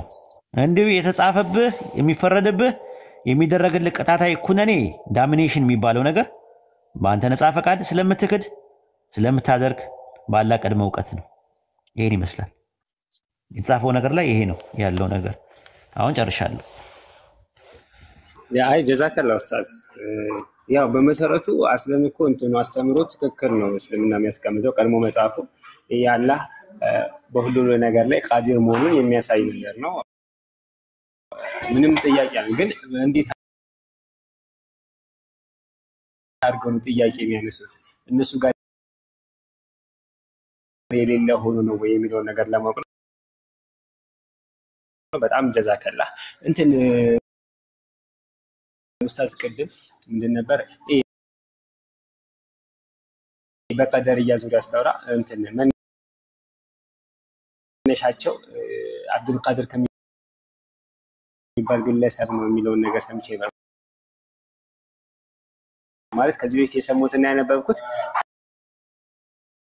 ካስተምሯቸው መነሻ እንደነበረ ነበርና ምናልባት እቺን ያው አይ እንደዛ ነው ከሰውየው ስም ነው ራሱ እንደዛማ በቀደርማ ያምኑ ተጨራሽ አይ በቀደር ማለት ቀደር ላይ ባላቸው እምነት ተንተርሰው ቀደር እንደተባሉ ነው በቀደርማ ያምኑ ቀደርም እንደዛ ነበር ቢያምኑ ያነበብኩት እኔም እንደዛ ነበር የሚመስለኝ ነበረው ግን እንደዛ ስማር ኡስታዝ አዋይደር ሲያስተምረን ሰውየው ራሱ አብዱል ቃድር የሚባል ሰው አለ በሱ የተነሳ ነው ቀደርያዎች የተባሉት ኦኬ እኔ ደግሞ ቀደር ላይ ባላቸው እምነት ያው አላህ ሁሉን ነገር አልቀደረም ብሎ ስለሚያምኑ ከዛ አንፃር ቀደርዬ የተባሉ ነገር ነበር የሰማሁት እስቲ ኢንሻአላህ ቼክ አደርጋለሁ በቃ እሺ ቼክ አድርገውና ቼክ አድርጋ ደግሞ ዝም አትበል ናና እንትን በል ማስተካከያም ካስፈለገ ይስተካከላል እሺ ኡስታዝ ኢንሻአላህ ኡስታዝ ሰላም አለይኩም አንድ ጥያቄ ልጠይቅ ወአለይኩም ሰላም ወራህመቱላሂ ወበረካቱሁ ኦኬ ባረከላሁ ፊክ ጥያቄ በቀድር ዙሪያ ስለሆነ የኔ ጥያቄ በዱንያ ላይ አንድ ሰው ስራ እየሰራ ኸይርም ሆነ ሸር ስራ ይሰራል ያኒ ረቂብና አቲድ የሚባሉ መላእክቶች ሁሉም ሰዎች እንዳሉት አለና የውመል ቂያማ ላይ اقرأ كتابك كفى بنفسك የሚለው ቁርአን ኪታብህን አንብብ ይለዋል በዚህ ጉዳይ ትንሽ ትነግረን ነብዩ ነው ባረከላሁ ፊክ እሱ መልካም ስራና ክፉ ስራ የተሰራው ነው ያ የተመዘገበው መዝገብ ነው ራሱ የተመዘገበው መዝገብ ያንን አንብብ ይለዋል ከዛ በኋላ እንትን ይላል ማለት ነው በቀኝና በግራ የሚሰጡ መጽሐፍቶች አይደል መታወራው አዎ ያኒ ተጽፏልና ራስ አንብብ የሚለው ነገር መጀመሪያ ከተጻፈው ላይ ከሆነ እንዴት ነው የሚሆነው እሱ መጽሐፍ ነው የታተመ መጽሐፍ የሚባለው ነገር ማለት ነው አንተ በኋላ ላይ ተዘርግቶ የሚታየው መልካም ስራና ክፉ ስራ ነው መልካም ስራዎችን የሚመዘግበው በቀኝ ያለው መልአክ ነው ክፉ ስራ የሚመዘግበው ደግሞ በግራ ያለው መልአክ ነው እነዚህ የተመዘገቡት ነገሮች የቂያማ ቀን በቀኙ ይሰጠዋል አማኙ ለካዲው ደግሞ በግራው ይሰጠዋል ማለት ነው ከዛ አንፃር ነው የሚታዩት ማለት ነውና ይሄንን የቁርአን አንቀጽ ላይ ብዙ ቦታ ላይ ማየት ይችላል ማለት ነው ራሱ ሩሃቸው የሰው ልጆች ከወጣ በኋላ የሚቀጥለው ዓለም ከሄዱ በኋላ የቂያማ ቀን ግን የሁለቱ መላእክቶች በቀኝና በግራ የጻፉት መጽሐፍ የተዘረጋ ሆኖ ይመጣል ማለት ነው አንዳንድ እንትኖችን ማየት ይችላል የቁርአንና የሐዲሶች የረሱል ሰለላሁ ዐለይሂ ወሰለም ማስረጃዎች ማለት ነውና ይሄንን ስለዛ ነው የሚያወራው እዚህ ላይ ምንድነው ጥያቄ አይ ግልጽ ነው ያው የራሱን ኪታብ ማንበብ ነው ያው ረቂብና አቲድ የጻፉትን መላእክቶች እዛ ላይ ማንበብ ነው ግን في بطن امه የተጻፈው በሱ አው ሸቅዩን አው ሰዒድ የሚል ነገር ስላለ በዚህ ጉዳይ ላይ ያለውን ነገር ሸቅይ ከተባለ በራሱ መላእክታው ማዕፀን ውስጥ ሆኖ የሚጽፈው ነገር ሊሻር ሊቀየር ሊችንትን የሚል ነገር ነው ለመላእክታው ያሳውቀውና ግን ሰውየው ላይ ዲፔንድ የሚሆኑ ነገሮች ናቸው እነሱ የጥብቁ ሰሌዳ ላይ የተጻፈው ነገር አጠቃላይ ዕውቀት ነው መላእክቶች ግን የሚጽፉት ነገር በአጠቃላይ የእንትን ነው የመልካምና ክፉ ስራ ከሰራ በኋላ ያለው ነገር የሚመዘግቡ መላእክቶች ናቸው ከዛ ጋር አይገናኝም ሁለቱ የተለያዩ ነገሮች ናቸው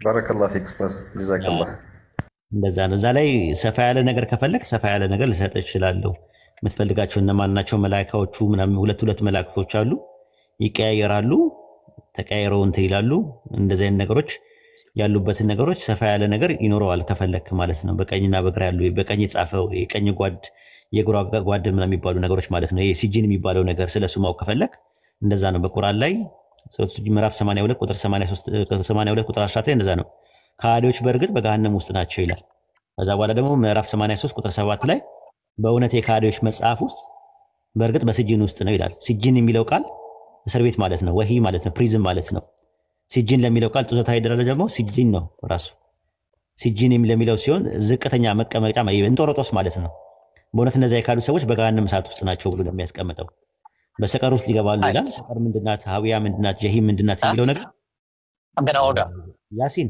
ለምንድነው ሚት ማታደርገው ላወርድ ነው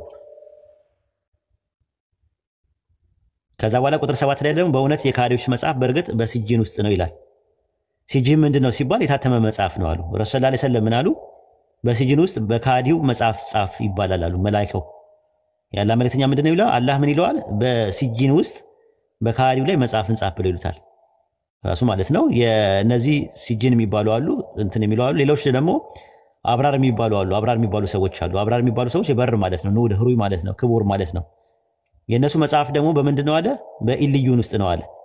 አልይ ማለት ከፍተኛ ማለት ነው። አርያ ማለት ሱፕሪም ማለት ነው። ኢልዩን ማለት ወይም ኢልዩን ኢልይን የሚለው ነገር የታተመ መጽሐፍ ነው ብሎ ነው የሚያስቀምጠው። ስለዚህ አላህ በቁርአን በሱረቱ ሐቃ ምዕራፍ 69 ቁጥር 19 ላይ መጽሐፉ በቀኝ የተሰጠው ሰውማ እንኪያ መጽሐፌን አንብቡ ይላል። በእውነት የምዕመናን መጽሐፍ በኢልዩን ውስጥ ነው። ኢልዩን ምንድነው? የታተመ መጽሐፍ ነው ብሎ ነው የሚያስቀምጠው። መርቁም ይባላል። የተመዘገበ የታተመ መጽሐፍ የታሸገ መጽሐፍ ነው ብሎ ነው። ረሱላህ ስለምን አሉ? መላእክታው ምን ይለዋል? በኢልዩ ውስጥ በባሪያዬ መጽሐፍ ጻፍ ብሎ ይለዋል አሉ። ስለዚህ አንተ እንዳልከው ኪራምን ካቲቢን የሚባሉት የተከበሩ ጸሐፊዎች አሉ፣ በቀኝና በግራ ውስጥ አሉ። ምዕራፍ 82 ቁጥር 11 ላይ የተከበሩ ጸሐፊዎች የሆኑ ተጠባባቂዎች አሉ። ኪራምን ካቲቢን ነው የሚለው አረብኛው። እነዛ አሉ በእናንተ ላይ የምትሰሩትን የሚመዘግቡ ነው ተብሎ ነው። እና ስማቸው አይደለም የግል ስማቸው አይደለም። ራሱ ረቂብ ማለት ተጠባባቂ ማለት ነው። አቲድ ማለት ደግሞ ያው ዝግጁ ማለት ነው። ለዛ ነው በሱረቱ ቀለም ምዕራፍ 68 ቁጥር 1 ላይ በብዕር እምላለሁ በእነዚያ በሚጽፉት ይላል። በቀኝና በግራ ያሉ መላእክቶች ይጽፋሉ። በሱረቱ ቃፍ ምዕራፍ 50 ቁጥር 17 ላይም እንደዛ ነው የሚለው። ሁለቱ ቃል ተቀባዮች መላእክት ከቀኝና ከግራ ተቀማጮች ሆነው በሚቀበሉ ጊዜ አስታውስ ነው የሚለው። ቁጥር 18 ላይ ከቃል ምንም አይናገርም ባጠገቡ ተጠባባቂና ዝግጁ የሆኑ መላእክቶች ያሉበት ቢሆን እንጂ ይላል። በቀኝና በግራ ያሉ መላእክቶች አሉ። በሱረቱ ዩኑስ ምዕራፍ 10 ቁጥር 21 ላይም አላህ ቅጣቱ ፈጣን ነው ይላል። መልእክተኞቻችን የምትመክሩትን ነገር በእርግጥ ይጽፋሉ በላቸው ይላል።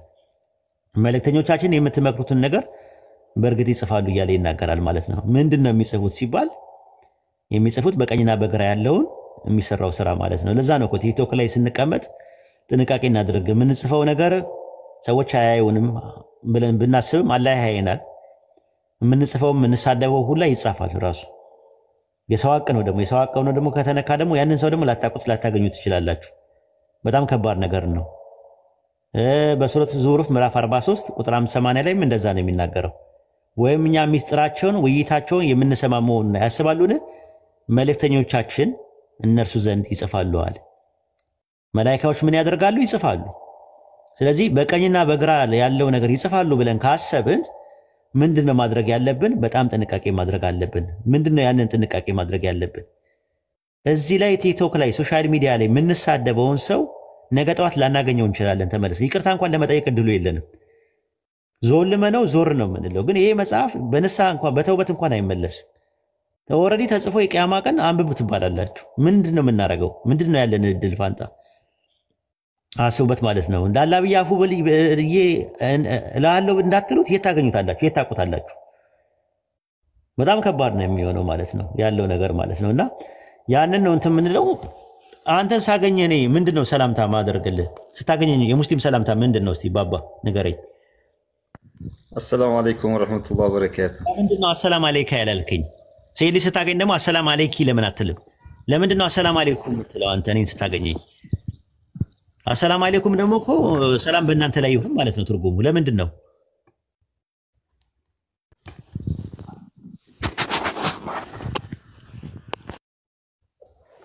ለምንድን ነው? አዎ አየህ ከስር እየጻፉልህ ነው። አሰላሙ አለይኩም ማለት በአንተ ላይ ሰላም ይውረድ ማለት ይመስለኛል። በእናንተ ላይ ነው የሚሆነው፣ በአንተ ላይ አይደለም የሚሆነው። አሰላም አለይኩም ነው እኮ የምትለው። አለይካ አይደለም ያልከው፣ አለይኪ አይደለም ያልከው። አጠገብህ ቀኝና ግራ ላይ ምን አሉ? መላእክቶች አሉ። ተሸውድ ላይ ስትቀመጥ መጨረሻ ላይ ስታሰላምት ምንድነው የምታደርገው? ምንድነው የምትለው? ባባዬ ሰላም አለይኩም ወራህመቱላሂ ወበረካቱ። ለእነማን ነው የምታሰላምተው? በቀኝና በግራ ለመላእክቶች። እነማንን ነው ሰላም አለይኩም የምትለው? ብቻህን ነው ሰላት ላይ? ለመላእክቶቹ ለረቂብና አቲድ ይመስለኛል። መላእክቶች አሉ ብለህ ካሰብክ እንደ አንተ እንዴት አትፈራም? ራሱ እንዴት አትፈራም? ራሱ አንድ ሰው መላእክቶች በቀኝና በግራ አሉ እያለ ሰላት ላይ ሰላም ሰላምታ እየሰጣቸው አንድ ሰው ስታገኘው ከሱ ጋር መላእክቶች አሉ ብለህ አሰላሙ አለይኩም ወራህመቱላሂ ወበረካቱ እያልከው ተመለሰ ደግሞ ስትጣላ መላእክት እንዳሉ የሚለው ሴንስ ስሜቱ እንዴት ነው የማይኖረው? እና ይሄን ይመስላል እንግዲህ ካንተ ትምህርት እንድናገኝበት ብዬ ነው። ይሄን ይመስላል ባባ። ባረከላሁ ፊክ። በሰፊው ሄደህበታል። ጀዛከላሁ ኸይር። አላህ ይዛ ኸይር። አላህ አፊ ሐቢቢ። እንግዲህ ከዚህ በኋላ ኮሜንት ጽፋላችሁ። ተሰዳደባላችሁ? ያ ጀማ ተሰዳደባላችሁ? ከዚህ በኋላ እስቲ ቃል ገቡልኝ ዛሬ ሁለተኛ አልሰዳደብም፣ ከካፊሮች ጋር አልሰዳደብም፣ እርስ በርሳችንም አንሰዳደብም ብላችሁ ቃል ግቡ። ለአላህ ቃል ግቡ፣ ለራሳችሁ እንትን በሉ። እሺ አሁን ይህ ስሜቱ ከመጣ መላኢካዎች በቀኝና በግራዬ አሉ መላእክቶች ብላችሁ ካሰባችሁ የምንሰድበው አጠገብም ደግሞ መላኢካዎች አሉ ብለን ካሰብን ከዛ በኋላ ተቃዋሚ የሚባል ነገርም ይመጣል ቀስ እያለ ማለት ነው ኢንሻአላህ። ኡስታዝ ሰላም አለይኩም። ወአለይኩም አሰላም ወራህመቱላሂ ወበረካቱ። ጃቢሮ እንዴት ነው? ሰላም ነው? ትናንትና እኮ ጠፋብኝ እኮ ቤት ገብቼ ሳወራ የለውም ነበረ ኡስታዝ። እንትን ቤተሰብ ጋር ስሆን ማውራት አልችልም እና ስልኩን ከፍቼ ነው የማስቀምጠው እና የሚፈልጉኝ ከሆነ ቴሌግራም ላይ ደውሉልኝ። እዛ አይ ጠፋ ስለ እዛው እኮ አየር ላይ እያለን ሰላም ካቀረብኩኝና እንትን አልኩኝ ማለት የተወሰነ ይቅርታ ይደረግልኝ። ቆይቶ ነው በጣም ሁለት ነገር። አንደኛ ነገር ኮመንቱ ትንሽ አዋራ እየበዛበት ነው። ፎጣ የያዙ ሰዎች ወይ ያስገቡ ወይ ፎጣ ይሰጠልኛ። ሁለተኛ ደግሞ ፍቃዶት ከሆነ አንድ ቤዛ የምትባል ልጅ አለች፣ ቢያወሯት በጣም ደስ ይለኛል። ኢንሻአላህ አላህ ከረዳት ትሰልማለች። በቀደም እኮ ሳስተምር ላይቭ እያስተማርኩኝ ነው ያለሁት። ያስገባሉ ማን እንደሚያስገባ አላውቅም እና በጣም እየረበሹኝ አስቸገሩ። እያስተማርኩ እኮ ነው፣ ጥያቄና መልስ አይደለም። ሰው አታስገቡ እያልኳቸው ሲያስገቡ ሙሉ አድሚን ሙሉ ለሙሉ አስወረድን። ሙሉ ለሙሉ ማለት የገስቱን ስልጣን የተወሰነ ኃላፊነት የሚሰማው ሰው ይስጡ፣ ሌላውን በቃ ኮመንት እንዲቆጣጠሩ ማድረግ ይቻላል። እና የቤዛ ነገር ነው ዋናው። ቤዛን ቢያናግሯት በጣም ደስ ይለኛል። እሺ ትግባ፣ ቤዛ ትግባ፣ አስገቧትና ለሷ ቤዛ ገቢ። እሺ ሰላም አለይኩም ኡስታዝ ሰማለው። እሺ አንድ ጊዜ እሷ ከመጠየቋ በፊት ቅድም ከሰርም ኮሜንት አንዳንድ ሳነብ እስቲ ሰርች ላድርግ ብዬ ነበረ። ይሄ አንድ ታተልቀኛለህ በቀደርያ ዙሪያ ትክክል ነህ አንተ? ምናልባት እኔ የተማርኩት ነገር ትክክል ካለ መታረሙላ እችላለሁ። እሺ ቀጥል። አይ ትክክል ነህ። አልቀደርየቱ ቀደርያ هي ፊርቀቱል ከላሚያ የሚባሉ ያው ፈላስፎች ናቸው። ቱንተሲቡ ኢለል ኢስላም ወደ እስልምና ራሳቸውን ያስጠጓለም እንትን ወተዓዙ ሚን አወል الفرق الاسلام وتعد من اول الفرق الاسلام መጀመሪያ ላይ እስልምና ላይ ከተነሱ ፊርቃዎች የሚቆጠሩ ናቸው። المخالفه የተቃረኑ እስልምና وقد ظهرت في بدايه عهد الخليفه الاموي عمر بن عبد العزيز በዑመር ኢብኑ አብዱል አዚዝ የኸሊፋ ዘመን ላይ የተነሱ ናቸው። ወአወሉ መን አሰሰሃ መጀመሪያ ይሄን ነገር የመሰረተው ገይላኑል ቀደሪ የሚባል ሰው ነው። ወቀድ ከተለሁ ኸሊፈቱ ሂሻም ኢብኑ አብዱል ማሊክ። ሂሻም ኢብኑ አብዱል ማሊክ የዛን ጊዜ በዚህ አስተምሮ መሰረት ያው ሙርተድ ነው፣ ሙርተድ በመሆኑ ገሎታል እያለ ያስቀምጣል። እና ከስር ይሄን ነገር እንዳነብ ያደረገኝ አብዱል ቃድር ጄላኒ ብሎ አንድ ሰው ኮሜንት ጻፈልኝ። እሳቸው በኦልሞስት ወደ 12ኛው ምናምን እንትን ላይ ያለው በጣም የራቁ ሰው ናቸው። አቂደተንም የሱና ሰው ናቸው። የተወሰነ ተሰውፍ ነገር እንዳለባቸው ይነገራል። ግን መጀመሪያ ላይ የነበረው ተሰውፍ አስለን እንዳሁኑ ያነበረ ሳይሆን ብቻ ኢባዳ ላይ ማዘውተር ብቻ ነበር እና ከሳቸው ጋር አይገናኝም። ለዛ ነበር ሰይጣን ገይላኑል ቀደሪ የሚባል ሰው ነው። በቃ ጀዛከላህ በአንተ ምክንያት ሐቂቀተን ይሄን ነገር ሰርች እንዳደረገ አድርጎኛል። ብዙ ጊዜ ካስተምሮ ብቻ ይመስለኝ ነበር። ጀዛከላህ ኡስታዝ። ምንም ነገር ሲኖር አደራ ምላችሁ በዲን ጉዳይ ላይ አትደራደሩ፣ ከማንም ጋር በዲን አትቀልዱ። አከብረዋለሁ ምናምን የምትሉትም ሰው ምንም ሰው ሊሳሳት ይችላል። በዚህ ነገር እንዳትደራደሩ። ለሁላችሁም ነው የምነግረው፣ ለሰላ ብቻ አይደለም የምነግረው። ዲን ነው ያገናኝ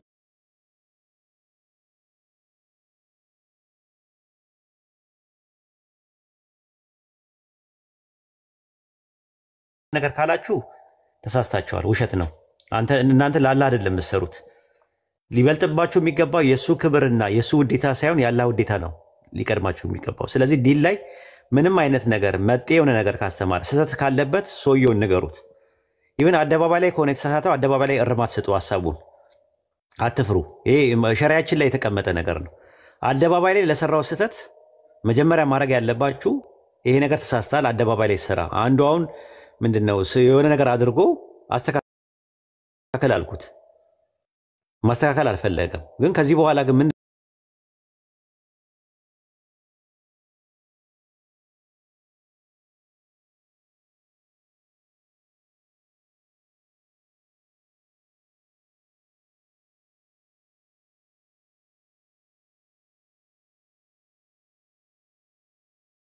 ወይ ደግሞ ቪዲዮ ማንሳት አለብህ። ማንሳት አልፈለገም። ስለዚህ ያንንም እኔም ኮሜንቱን አላነሳሁትም አስቀምጨዋለሁ።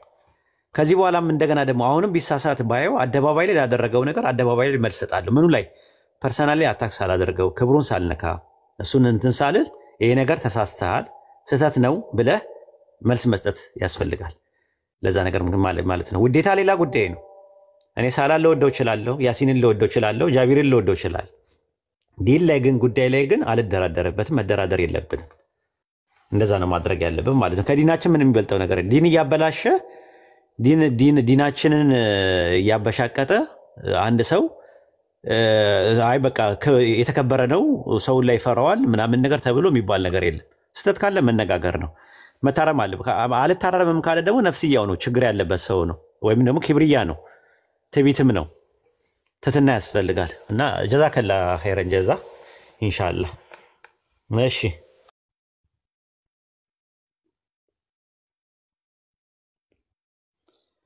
ቤዛ አንዳንድ አሳይኝ እስቲ ካለሽ አንዳንድ አሳይኝና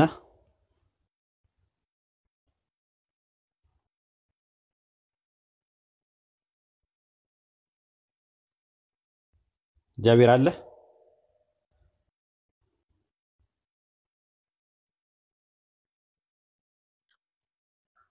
ቤዛና ይግቢ ቤዛ ኡስታዝ የለችም መሰለኝ ወጣለች ወይ ኔትወርክ አስወጥቷት ነው። ቤዛ ካለሽ አንድ ቁጥር ጻፊ። ጓደኛ የሆናችኋት ካሉ እንትን አርጉላት፣ ሼር አርጉላት፣ ወይ ወጣችሁ ሰርች አርጉና ጻፉላት እየተፈለግሽ ነው ብሏትና ኢንሻአላህ ብታወራ አሪፍ የሚሆን ይመስለኛል። እና ኡስታዝ ቀጥሉ። ማውራት ስለማልችል ኡስታዝ ብትጠሩኝ ድንገት ጸጥ ልል ይችላል። ቀጥሉ። ኦኬ፣ አይ ችግር የለውም መቀጠል ትችላላችሁ ማውራት።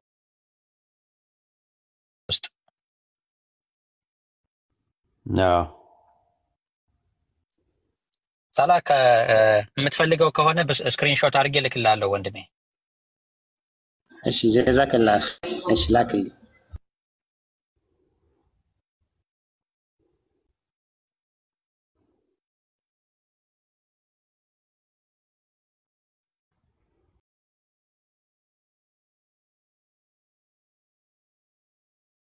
ካለ ያው አረስታችን የያዝነው የነበረው ስለ ፕሪዲስቲኔሽን ነበረ። ስለ ዲተርሚኒዝም የሚባለው ነገር ነው ስንማማር የነበረው። ኮዛል ዲተርሚኒዝም እና ቴዎሎጂካል ዲተርሚኒዝም ወይም ደግሞ የመንስኤያዊ ተወስኖትና ስነ መለኮታዊ ተወስኖት፣ በእኛ ደግሞ ቀደር ከዊኒና ቀደር ሸርዒ የሚባሉት ነገሮችን ምን ናቸው የሚለውን ነገር ስናይ ነበር። መራቲቦችንም ስናይ ነበረ። እዛ ላይ ጥያቄ ነበረ። የተቀደረ ነገሮች ወይም ደግሞ ፕሪደስቲንድ የሆኑ ነገሮች በባይብልም አሉ ብለን ጥቅሶችን ስንመለከት ነበረ። ኢንሻአላህ ካስፈለገ ደግሞ የቸርች ፋዘርስ መረጃዎችን ቸርች ፋዘርስ በፕሪዲስቲኔሽን ብዙዎቹ አብዛኛውን ጽፈዋል። ወጥ በሆነ አቋማቸው ነው፣ ግን እምነታቸው እንደኛ ነው፣ እንደ ሙስሊሞች ነው። አስቀድሞ የተወሰነውና የሰው ነፃ ፈቃድ አይጋጭም የሚል ነው ያላቸው። ኦርቶዶክስ፣ ካቶሊክ ከፕሮቴስታንት ደግሞ ከአርሜኒያኒዝም የሚባለው ካልቪኒዝም የሚባለው ሌላ ነው። ካልቪኒዝም በፍሪዊል አያምንም። ለሳሊቬሽንም ለመጥፋትም ለመዳንም የሰው ነፃ ፈቃድ የለም ብለው ነው የሚያምኑት። ራሱ ደብል ፕሪዲስቲኔሽን የሚባል ነገር ነው የሚያምኑት። ያ ነገር ልክ አይደለም። ማርቲን ሉተር ደግሞ የሚያምነው ደግሞ ሲንግል ፕሪዲስቲኔሽን የሚባለውን ነው። ሰው ለመዳን ነፃ ፈቃድ የለውም፣ ለመጥፋት ግን ነፃ ፈቃድ አለው አሉ። በጣም የሚገርም ትምህርት ነው። ያ ሲንግል ፕሪዲስቲኔሽን ይባላል። የካልቪን ደግሞ ካልቪኒዝም የሚያምኑት ደግሞ ካልቪን ያስተማረው ጆን ካልቪን ደግሞ ደብል ፕሪዲስቲኔሽን የሚባል ትምህርት ነው ያለው። ሰው ለመዳንም ለመጥፋትም ምንም ነፃ ፈቃድ የለውም፣ ምርጫ የለውም። ስለዚህ ገሃነም ሲገባም ጀነትም ሲገባም በፕሪዲስቲንድ በሆነው ነገር ነው፣ አስቀድሞ በተወሰነው ነገር ብቻና ብቻ ነው የሚል ትምህርት ነው ያለው። ያ ምን ይባላል? ፌታሊዝም ይባላል በቴዎሎጂ ማለት ነው። ፌታሊዝም ማለት ሃርድ ዲተርሚኒዝም ይባላል።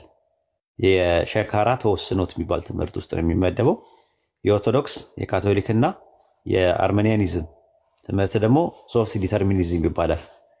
ፍሪዊልና የሶቨርኒቲ ኦፍ ጋድ ወይም ደግሞ የአምላክ ውሳኔ ኮምፓተብል ናቸው ብለን ነው የምናምነው። ኮምፓታቢሊስቶች እንባላለን። መሳ ለመሳ የሚሄዱ ናቸው፣ የሚናተፉ አይደሉም፣ ሆድና ጀርባ አይደሉም ብለን ነው የምናምነው።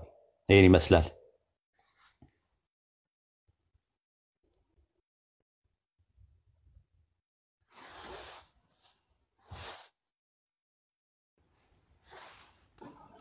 ሰላም አለይኩም። ከዛ ውጪ ጥያቄ መጠየቅ ይቻላል? አንድ ጥያቄ። እሺ የራህማን ጥያቄ ያለኝ ብላለች ስለ እሺ ትቀደም። እሺ ትቀደምና ከዛ በኋላ ከሌላችሁ እንደዛ እናደርጋለን ማለት ነው ኢንሻአላህ። ክርስቲያኖች ሲሳደቡ አብራችሁ አትሳደቡ። ቅድም ነግሬያቸዋለሁ። የሚመዘግቡ መላእክት አሉ በቀኝና በግራ ብያቸዋለሁ። እሱን አስቡት። የሰው ሀቅ ነው። ይቅርታ እንኳን ለመጠየቅ ሰውየውን አታውቁትም በሚቀጥለው ቀን። ስለዚህ ወንጀል ውስጥ ባትገቡ ጥሩ ነው፣ ስራችሁ እንዳይበላሽ የቂያማ ቀን ኢንሻአላህ። እሺ እህታችን ጥያቄ ጠይቂ።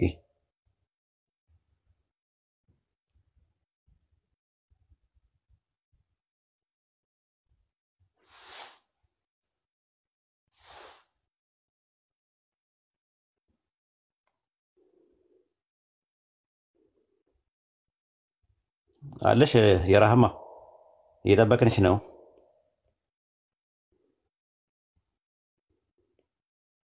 እየጠበቅንሽ ነው።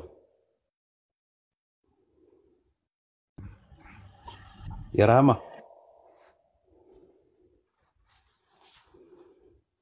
እሺ አውርዷት።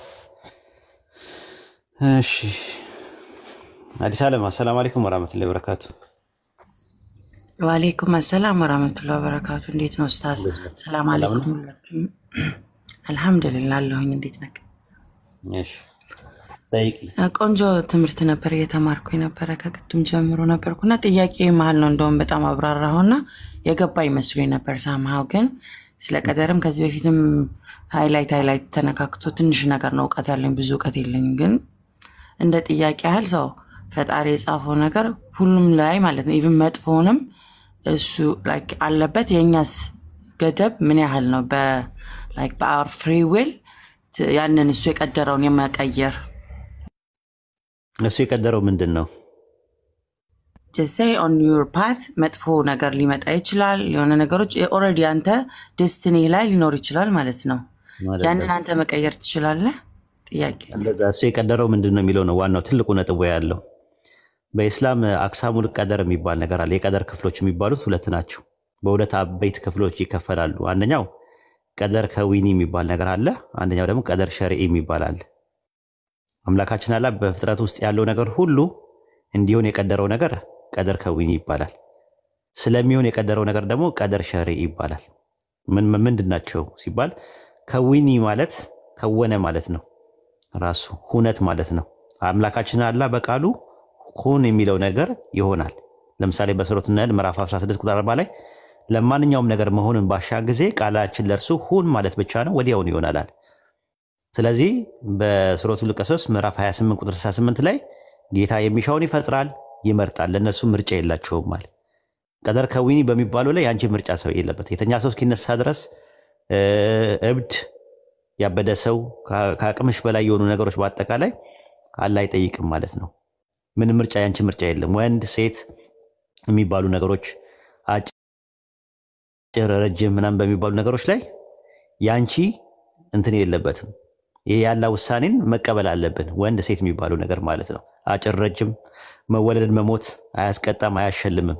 ሳንፈልግ የምናደርጋቸው የልብ ምት፣ የደም ዝውውር፣ መተኛት፣ ማዛጋት፣ ማስነጠስ አንጠየቅበትም። ምርጫም የለንም። እሱ የሰው ድርሻ የሰው ተሳትፎ ኢንቮልቭመንት የሌለበት ነገር ነው። ይህ ተወስኖት በስነ መለኮት ጥናት ውስጥ መንስኤው ተወስኖት ይባላል። ኮዛል ዲተርሚኒዝም ይባላል። በእስላም ደግሞ ቀደር ከዊኒ ይባላል።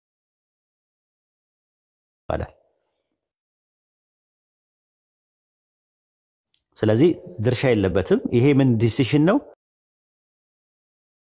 አንኮንዲሽናል ዲሲሽን ነው። የአላህ ውሳኔ ሁኔታ አልባ ውሳኔ ነው። ያንቺ ምርጫ የለበትም። ወንድ በመሆንሽ ሴት በመሆኑ አንድ ሰው ምንም የሚያገኘው አጅርም የለውም፣ ቅጣትም የለውም፣ ሽልማትም የለውም። ይሄ እንዲሆን የጻፈው ነገር ላይ ነው። ያ ሁለተኛው ደግሞ የሚባለው ደግሞ ቀደር ሸርዒ የሚባል አለ። ሸርዒ ማለት ያው ሸርዓ ነው ራሱ ድንጋጌ መርህ ማለት ነው ሸሪዓ። ያ ሸሪዓ በሱረቱል ጋሻያ ምዕራፍ 45 ቁጥር 18 ላይ እንደዛ ነው የሚለው። በትክክለኛ ህግ አደረግን ነው የሚለው። ህግ ለሚለው የአረብኛው ቃል ሸሪዓ ነው የሚለው። ሱረቱ ማይዳ ምዕራፍ 5 ቁጥር 48 ላይ ከናንተ ለሁሉም ህግና መንገድን አደረግናል። ሸሪዓውን አምጥቶ ይሄ ነገር ሙፍረድ ነው፣ ይሄ ነገር ፈርድ ነው፣ ይሄ ነገር ሙስታሃብ ነው፣ ይሄ ነገር ሙባህ ነው፣ ይሄ ነገር መክሩ ነው፣ ይሄ ነገር ሐራም ነው የሚለውን ነገር ከነገረን በኋላ የሰጠን ነፃ ፈቃድ አለ። በዛ በሰጠን ነፃ ፈቃድ ትጠየቃላችሁ ነው የሚለው።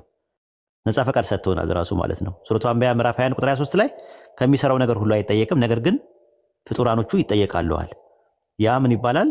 የሰው ምርጫ፣ የሰው ፈቃድ፣ የሰው ውሳኔ፣ የሰው ሚና፣ የሰው ድርሻ፣ የሰው ተሳትፎ፣ የሰው አበርክቶት ያለበት ነገር ማንኛውም በስነ መለኮት ጥናት ውስጥ ምን ይባላል? ተወስኗዊ ስነ መለኮት ሳይሆን በስነ መለኮት ጥናት ስነ መለኮታዊ ተወስኖት ይባላል። ቴዎሎጂካል ዲተርሚኒዝም ይባላል። በኢስላም ቀደር ሸርዒ ይባላል። በዚህ ነገር ላይ ላንቺ ነው ምርጫውን የሰጠሽ። ስለዚህ አንድ ሰው ማመን፣ መክዳት፣ መታዘዝ፣ ማመጽ፣ መቀበል፣ ማስተባበል እንደገና ደግሞ እምቢ ማለት፣ እሺ ማለት የሚለው ነገር ለሰው ነፃ ፈቃድ ሰጥቶታል። በዚህ ነገር ላይ አላህ ጣልቃ አይገባም፣ አያስገድድም፣ እጅም አይጠመዘዝም። ከዛ በኋላ ያ ደግሞ ምን አለው? ፍሪ ዊል የሚባል ነገር አለ። ፍሪ ማለት ነፃ ማለት ነው። ሁለት ነገር ምርጫ ተሰጥቶሽ ወደ አንደኛው ስትሄጂ አንደኛው ነፃ ታደርጊዋለሽ ማለት ሁለት ነገር ይሰጥሻል። ምርጫ ምን አለ? ኦፕሽን ያለው ነገር ነው። ኦፕሽን ያለው ነገር አንደኛ ፍሪ ዊል የሚባለው ሁለት በሁለት ይከፈላሉ። አንደኛው ራይት የሚባል አለ። ሁለተኛው ነገር ደግሞ ሪስፖንሲቢሊቲ የሚባል ነገር አለ። ኃላፊነት ያለበታል። አንደኛው ለምሳሌ ምሳሳ ላይ ቀይ ወጥ እበላለሁ ወይ አልጫ እበላለሁ ብለሽ ብትይ ምርጫ ነው እሱ። በምርጫው ላይ ግን ኮንሲኩዌንስ የለውም፣ አትጠየቂበትም፣ መብትሽ ነው። ነገር ግን ኮንሲኩዌንስ ያለው ነገር በኋላ ላይ የሚያስጠይቅ ሪስፖንሲቢሊቲ ያለው ነገር አካውንታቢሊቲ ያለው ነገር ምን ይባላል? የተባለው መዘዝ ያለው ነገር ዘበት ያለው ነገር ተስፋና ደግሞ ዋስትና ያለው ነገር ሲመጣ ምን ይባላል? ያኛው የሚያስጠይቅ ሞራል አካውንታቢሊቲ ይባላል። ግብረ ገባዊ ተጠያቂነት መስኡል አደብ ይባላል። ያ ነገር ምንድነው? ሪዋርድ ኤንድ ፓኒሽመንት ያለው ነገር ማለት ቅጣትና ሽልማት ወይም ጀነትና ጀሃነም ያለው ነገር ማለት አላህ የቂያማ ቀንም ኩፋሮቹ ምንድነው የሚላቸው? ትክዱ በነበረበት ምክንያት እሳት ግቡ ይላቸዋል። ምክንያት ኮዝ ሰበቡ እነማን ናቸው? ራሳቸው ናቸው። አይኔ አስቀድሜ በጻፍኩት አይደለም። እነሱ ምንድነው የሚሉት? እኛ አላመንም ነበር፣ ካድን፣ አንሰማ ብለን ነው ምናምን እያሉ ራሳቸውን ነው የሚወቅሱት። አንተ በጻፍክበት ነገር ነው፣ አንተ እንትን ባልክበት ነገር ነው አይደለም። እሱ የተጻፈው ያለ እውቀት ነው ራሱ። አንድ ኤግዛምፕል ልስጥሽ እስቲ። አንድ ሜትሮሎጂስት ነገ 6 ሰዓት ላይ ዝናብ ይዘንባል ብሎ ቀደም ብሎ ቢናገር ለዝናቡ መምጣት ፕሮሰስ አዎንታዊና አሉታዊ ተጽዕኖ አለው? አዲስ አለ ግምት ስለሆነ ሊሆንም ላይሆንም ይችላል። ግምት ስለሆነ ሊሆንም ላይሆንም ይችላል ወይስ ራሱ ስለሚያውቀው ፕሮባቢሊቲ ከፍ ሊል ይችላል? አዎ 6 ሰዓት ላይ ነገ 6 ሰዓት ላይ ዝናብ ይዘንባል ብሎ ቢናገር የተርሚኖሎጂ ምንድነው የዝናቡን መምጣት ላይ አሉታዊ ወይም አዎንታዊ ተጽዕኖ አለው? 6 ሰዓት ላይ ቢመጣ ባለው ሜትሮሎጂስቱ በተናገረው መሰረት 6 ሰዓት ላይ ቢመጣ ሜትሮሎጂስቱ በጣም እውቀቱን ነው የምታደንቂው ወይስ እጁ አለበት ነው ብለሽ ብትይው? እውቀቱን አደንቃለሁ በዛን ሰዓት ከዘነበ እንደዛ ማለት ነው። ስለዚህ አላህ አስቀድሞ ሁሉን ነገር ያውቀዋል። አሁን የመጽሐፉ ነገር ላይ ደግሞ ተመልከች። አንድ መድኃኒት ሲሰራ ኬሚስት ይቀምምና ይሰራዋል፣ ፕሮሰስ ያደርግና ይሰራዋል። ያ የተሰራው ነገር የፋርማሲስቱ ደግሞ አይቶት ውስጥ ያለው ፋርማሲ ውስጥ ያለው ፋርማሲስት አይቶት በምን ቀን ኤክስፓየርድ እንደሚያደርግ ላዩ ላይ ይጽፍበታል። አሁን ጥያቄ የሚነሳው መድኃኒቱ ኤክስፓየርድ የሚያደርገው ፋርማሲስቱ ላዩ ላይ ስለጻፈበት ነው ወይስ መጀመሪያውኑ ኬሚስቱ ስለቀመመው ነው? እሱ ሲቀመመው የዛ ኤክስፓይሬሽን ዴት ስለሚሆን ተጠያቂው ማን ነው? አሁን መድኃኒቱ ኤክስፓየርድ እንዲያደርግ ተጠያቂው ማን ነው? ፋርማሲስቱ ነው ወይስ ኬሚስቱ ነው? ኬሚስቱ ኦብቪየስሊ ኬሚስቱ ነው። ስለዚህ ያው ልክ እንደዛ ማለት ነው። እና ተጠያቂዎቹ እኛ የምንሰራው ሰዎች ነን። የምንሰራውን ስራ ግን አላህ አምላካችን አላህ አስቀድሞ ስለሚያውቀው ያያወቀውን ነገር በጥብቁ ሰሌዳ ላይ ጽፎታል። እዛ ላይ የተጻፉ ነገሮች በሁለት ይከፈላሉ። ስለሚሆን የተጻፈ ነገር አለ፣ እንዲሆን የተጻፈ ነገር አለ። ስለሚሆን እንዲሆን በተጻፈው ነገር ላይ የኛ ድርሻ የለበትም፣ ምንም ድርሻ የለበትም። አንቀጣበትም፣ አንሸለምበትም፣ አንጠየቅበትም ማለት ነው። ስለሚሆን የጻፈው ነገር ደግሞ ሰዎች ስለሚያደርጉት የጻፈው ነገር አለ። ምን እንደጻፈው ደግሞ አልነገረንም። እሱ እውቀቱ ብቻ ነው፣ በእውቀቱ ነው። በሰማይና በምድር ያለውን ሁሉ ያውቃል፣ ይህ በመጽሐፉ ላይ የተመዘገበ ነው ይላል ጌታዬ። እውቀቱ አይሳሳትም፣ አይረሳም፣ በመጽሐፉ ላይ የተመዘገበ ነው ይላል ብዙ ቦታ ላይ። መጀመሪያ ስለ እውቀት ያወራና ያ እውቀቱ ተመዝግቧል ይላል። ማነው የመዘገበው? አላህ ነው። ይህ በሱ ላይ ገር ነው፣ አስቸጋሪ አይደለም ያን ማድረግ ብሎ ነው የሚያስቀምጠው።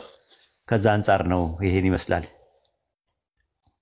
ሁለቱ አይ ቲንክ አንደርስታንድ ካረኩትኝ የመጀመሪያ ስለ ኔቸር በሚለው ያስኳቸው ነገሮችን እኛ ተጠያቂ የኛ አይደለም ሁኔታው ግን በሐሳባችን በሁኔታ ላይ በመመርጣቸው ሁኔታ ላይ አልነገረንም እንጂ እሱ አዋቂነቱን ያውቃል እኛ ለምን መርጣቸው ሁኔታዎች ማለት ነው ያውቃል ምን መርጠው ምን እንደሆነ ያውቃል ግን በውሳኔው ላይ ውሳኔውን ለኛ ተቶታል የምርጫው ላይ ማለት ነው ምርጫው ላይ አንቺ ምርጫውን ሰጥቶታል ያላ ውሳኔ የወሰነው ምንድነው አንቺ እንድትወስኚ ወስኗል ላንቺ ነው የሰጠሽ ምርጫው ማለት ነው ጀነትና ጀሃነም የሚባሉ ሰዎች አሉ ግሩፖች አሉ ሁለት ግሩፕ እንደሚኖር አስቀድሞ ወስኗል ዓለም ሳይፈጠር ዘመን ሳይቆጠር ጀነትና ጀሃነም የሚባል ነገር ፈጥሮ እንደሚፈጠርና ጀነትና ጀሃነም ውስጥ ሰዎች እንደሚገቡና የጀነትን ሰዎች እንደሚቀጣ የጀነትን ሰዎች እንደሚመነዳ የጀሃነም ሰዎችን ደግሞ እንደሚቀጣ አስቀድሞ አላህ ወስኗል ከዛ እዛ ውስጥ ዛንትን ውስጥ ወይ የጀነት ሰዎች ወይ የእሳት ሰዎች የመሆን ምርጫው ለሰው ልጆች ነፃ ፈቃድ ሰጥቷቸዋል ይሄን ይመስላል ኦኬ አይ ናው አንደርስታንድ ለሰዎች ለመመለስ ግን ዊርድ የሚሆንብኝ እሱ ሁሉ ነገር ካወቀ ለምን ለሌሎቹም አንድ መንገድ ላይ መጥፎና ራይትና ሮንግ ከሚያደርገው ከነበረ ለነሱ ፍቃድ በኋላም ላይ ያን መጥፎ እንደሚያደርጉት ካወቀ ለምን ያንን አደረገው የሚል ጥያቄ ይመጣልና እሱ የራሱ ህክማ አለው እሱ ሁሉን አዋቂ ነው ይላል እሱ ጥበበኛ ነው ይላል ጥበቡና እኛ ማናቃቸው ማንረዳቸው ነገሮች አሉ ማናቃቸው የኛ ሚጢጥ ያይምሮ የተፈቀደልን እዚህን ያክል ነው የተፈቀደልን ማለት ነው በተፈቀደልን መንገድ ለዛ ነው በሚሰራው ስራ አይጠየቅም ይላል ቁርአን ሱረቱ አንቢያ ምዕራፍ 21 ላይ በሚሰራው ስራ እሱ አይጠየቅም ይላል እነሱ ያንን ነገር ለምንድን ነው እኔን ሴት ያላደረገኝ አንቺን ደግሞ ሴት አድርጎ ማለት ነው እኔ ሁላ ጥያቄ አለኝ እሱ ማለት ጠይቅ ካልኩኝ ለምንድን ነው ግን አዲስ ዓለም እንደዛ ያደረገኝ እንደው እሱ የሚነግረኝ ሰው ይኖር ይሆን ለምንድን ነው ወንድ ያደረገኝ ለምን ሴት አላረገኝም እኔ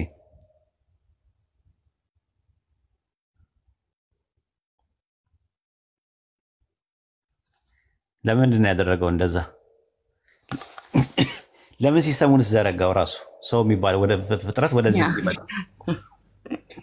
እንደዛ ነው እንትኑ አንዳንድ ጊዜ ኮምፕሬንድ ማናደርጋቸው ነገሮች አሉ ከኛ ማለት እኛን የማይመለከተን ነገር እንትን ነው ራሱ ይክማ አለው ግን ዕውቀታችን ሚጥጥዬ ነው ሪቪል በሆነው ነገር ነው እኛንተ የምንለው ለምሳሌ አንድ ህፃን ልጅ እናቱ ኦፕራሲዮን ስትሆን ቢያይ ሆዷን ሲቀዷት ቢያይ ምናምን ነገር ማለት እናቴን እያከሟት ነው ብሎ ነው የሚረዳው አዲስ ዓለም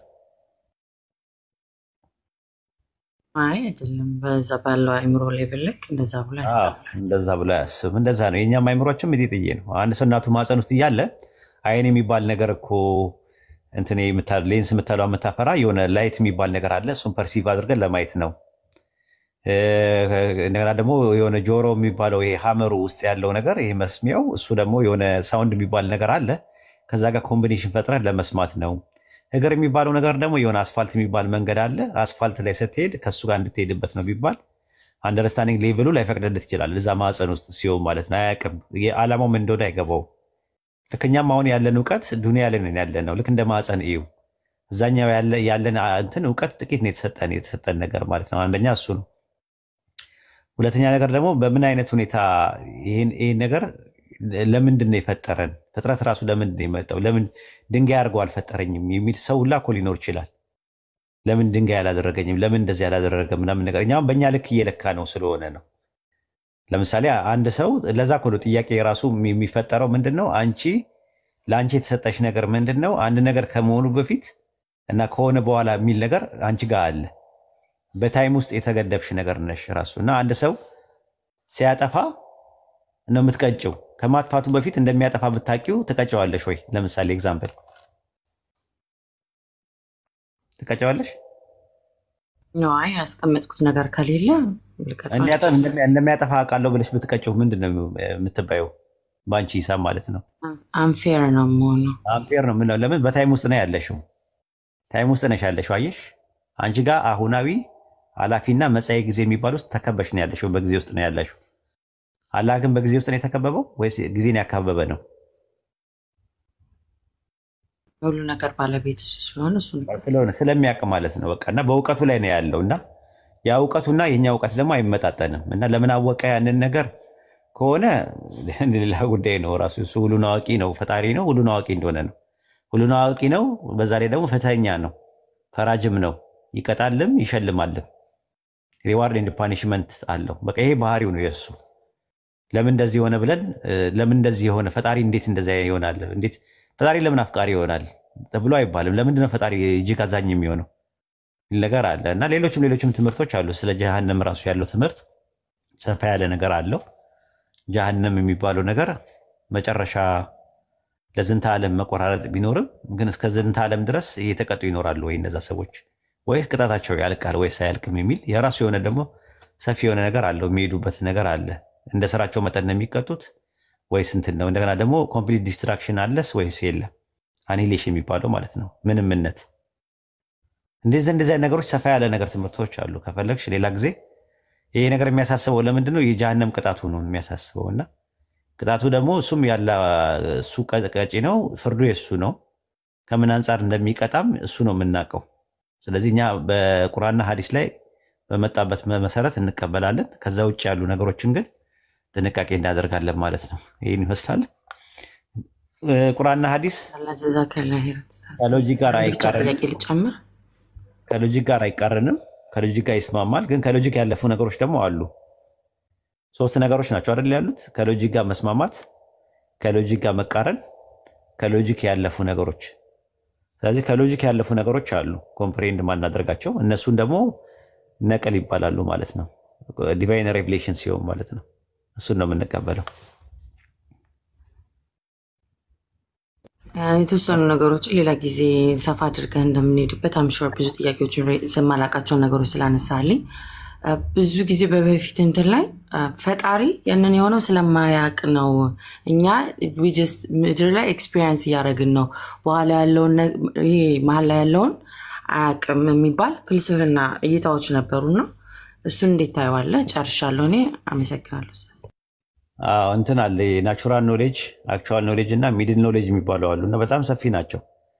አይ ቲንክ እዚህ ጋር ያለው ሰው ምን ያህል ይረዳዋል ማለት ባወራው ምን ያህል ይረዳዋል የሚለውን አላቅም። በራሱ እነ ቶሚዝም ምናምን የሚባሉ አሉ አይደለ? እነሱ ያመጡት ትምህርት ነው።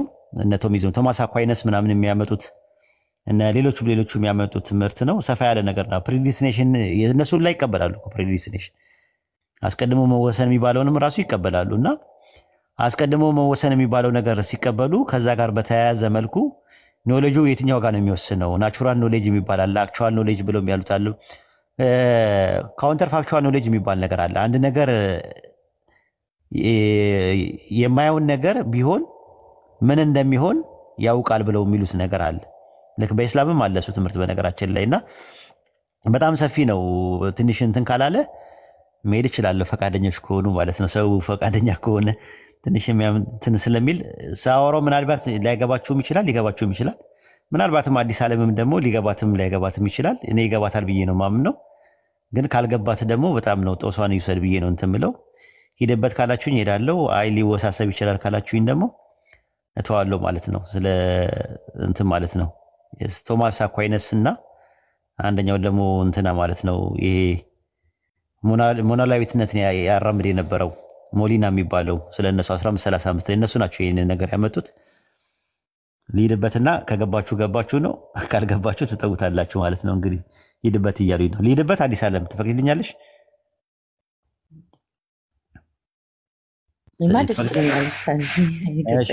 ያው እንደምትመለከቱት በ1525 ጀምሮ ከ15 ከ7 ይኖር የነበረው ቶማስ አኳይነስ የሚባል ሰው አለ። የካቶሊክ ቄስ ነው፣ የስነ መለኮት ሊቅና ያው አርስቶቴላዊ ፈላስፋ ነው። ራሱ አርስቶትልን ነው ቤዝድ አድርጎ ያመጣው። በቅድመ ውሳኔ ትምህርት የአውግስቲኖስን ዘይፖ የሚባለውን የአልጄሪያ ውስጥ የነበረውን አውግስቲኖስ የሚባለውን ትምህርት ነው የሚከተለው። የሱ ትምህርቶች በዲተርሚኒዝም ዙሪያ ላይ በአምላክ እውቀት ላይ ቶማሳዊነት ይባላል፣ ቶሚዝም ይባላል። ራሱ ቶማስ አኳይነስ መለኮታዊ ነጠላነትን አራማጅ ነው። ራሱ የሚለው ምንድነው? አውግስቲኖስ የጻፈው እሱ አንድ መጽሐፍ አለው፣ ሱማ ቴዎሎጂያ የሚል አንድ መጽሐፍ አለው። አንብቡት፣ የምር ይጠቅማቸዋል። ኖርማል በዚህ ዙሪያ ላይ በጣም ሰፊ የሆነ ነገር አለው። የጦፈ ክርክርም ተነስተውበታል በሱ የተነሳ ማለት ነው። ሱማ ቴዎሎጂያ የሚባል መጽሐፍ አለው።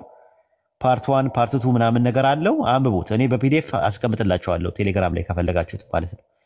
ጭንቅላታችሁን በደንብ ነው የሚያፍታታው ማለት ነውና እሱ ምንድነው የሚለው?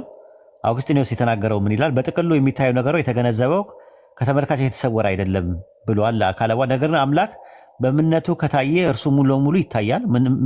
ምንም ከተመልካችነት የተደበቀ አይደለም፣ ይታወቃል። አምላክ ነጠላ ነውና ስለዚህ ማንነቱን ያየ ሁሉ እርሱን ይገነዘባል። መጨረሻ ላይ አምላክን እናውቀዋለን፣ ሙሉ ለሙሉ እናውቀዋለን የሚል ትምህርት ነው ያለው። ያ እሱ ትምህርት ትክክል ነው ብዬ አላምንም። በእኛ ምንድነው የነጣለነት ዲቫይን ሲምፕሊሲቲ የሚባለውን ትምህርት እኛ አንቀበልም። ካቶሊኮች ናቸው ይሄን የሚቀበሉት፣ ፕሮቴስታንት ይቀበላሉ። ኦርቶዶክስ የምስራቅ ኦርቶዶክስም የኦሪየንታልም አይቀበሉትም። ይሄን በ1535 ላይ ነው እስከ 1600 ይኖር የነበረው ስፔናዊ የካቶሊክ ቄስ የነበረው ራሱ የሥነ መለኮት ሊቅ የሚባለው ሞሊና የሚባል አለ። እሱ ያመጣው ትምህርት የመካከለኛ እውቀት የሚባለው አሁን አንቺ የምትይው ሚድል ኖሌጅ የሚባል አለና እሱን አራማጅ ነው እና የሱ ትምህርት ሞሊናዊነት ይባላል። የሞሊኒዝም የሚባል ትምህርት አለው። እሱ የሚያቀነቅነው አብዛኛውን ፒላርጌስ ሳቤ ላይ በጥቂት የሚጋደል ነገር አለው እና በአምላክ ፍቅር የፍልስፍናው ማረጋገጫ ፊሎሶፊካል ኖቲሽን እና አሰርሽኑ አጠቃላይ በዛ ላይ በጣም ዝነኛ ምሁር ነው። ሞሊና የአምላክ እውቀትን በሶስት ይከፍለዋል። ልብ አድርጎ የተፈጥሮ እውቀት፣ ነፃ እውቀትና መካከለኛ እውቀት ብሎ ያስቀምጠዋል። የተፈጥሮ እውቀት የሚባለው ናቹራል ኖሌጅ ማለት አምላክ አስፈላጊ እውነትን የሚያውቅበትና ምን ሊከሰት እንደሚችል የሚያውቅበት እውቀቱ ሲሆን በፈቃዱ ላይ ያልተመሰረተ እውቀት ነው ይላል። እሱ ፈቃደኛ አይደለም ግን ያውቀዋል ብሎ የሚያስቀምጠዋል። እንግዲህ የመጀመሪያው ነው የሚያስቀምጠው። ሁለተኛው እውቀት ደግሞ ምንድነው? ነፃ እውቀት የሚባላል፣ ፍሪ ኖሌጅ የሚባላል። አምላክ ወደፊት ምንም ነገር እንደሚከሰት የሚያውቅበት እውቀት ሲሆን በፈቃዱ ላይ የተመሰረተ እውቀት በማለት ያስቀምጣል። ይሄ ነው እንግዲህ ያልኩሽ የመካከለኛ ምናምን የሚባለው ነገር፣ ቴስት ማድረግ የሚፈልገው ነገር እሱ ሲፈልግ ከሆነ በኋላ የሚያውቃቸው ነገር ቴስት ያላደረገው ነገር ብለው ፍሪ ኖሌጅ ይባላል። ከዛ በኋላ መካከለኛ ኖሌጅ ሚድል ኖሌጅ የሚባለው በተፈጥሮ እውቀትና በነፃ እውቀት መካከል ያለው እውቀት ነው። መካከለኛ እውቀት ተቃራኒ እውቀት የካውንተር ፋክቹዋል ኖሌጅ ይባላል። አምላክ አንድ ነገር ባልሆነበት ሁኔታ በተቃራኒ ሊሆን የሚችልበት አማራጭ የሚያውቅበት የእውቀት አይነት ሲሆን ተቃራኒ እውቀት ይባላል ማለት ነው። ካውንተር ፋክቹዋል ኖሌጅ ይባላል። ለምሳሌ ማቴዎስ ወንጌል ምዕራፍ 11 ቁጥር 21 ላይ ተመለከቱ። ወዮልሽ ኩራዚ፣ ወዮልሽ ቤተሳይዳ፣ በእናንተ የተደረገው ተአምራት በጢሮስና በሲዶና ተደርጎ ቢሆን ኖሮ ማቅ ለብሰው አመድ ነስንሰው ከብዙ በፊት ንስሐ በገቡ ነበርና። ተቃራኒ እውቀት ማለት ያልሆነ ነገር ፌሰብል ቲንክ የመሆን ነገር አክቹዋል ቲንክ ቢሰጠው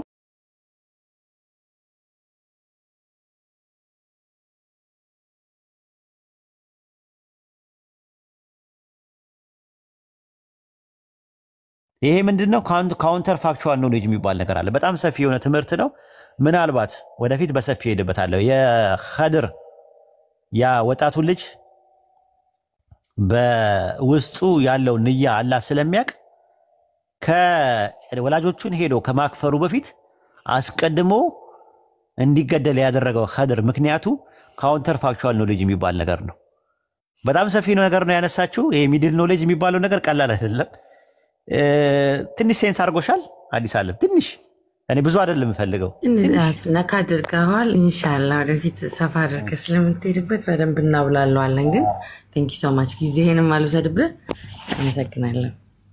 እሺ ሰፋ ያለ ነገር ነው የሚፈልገው።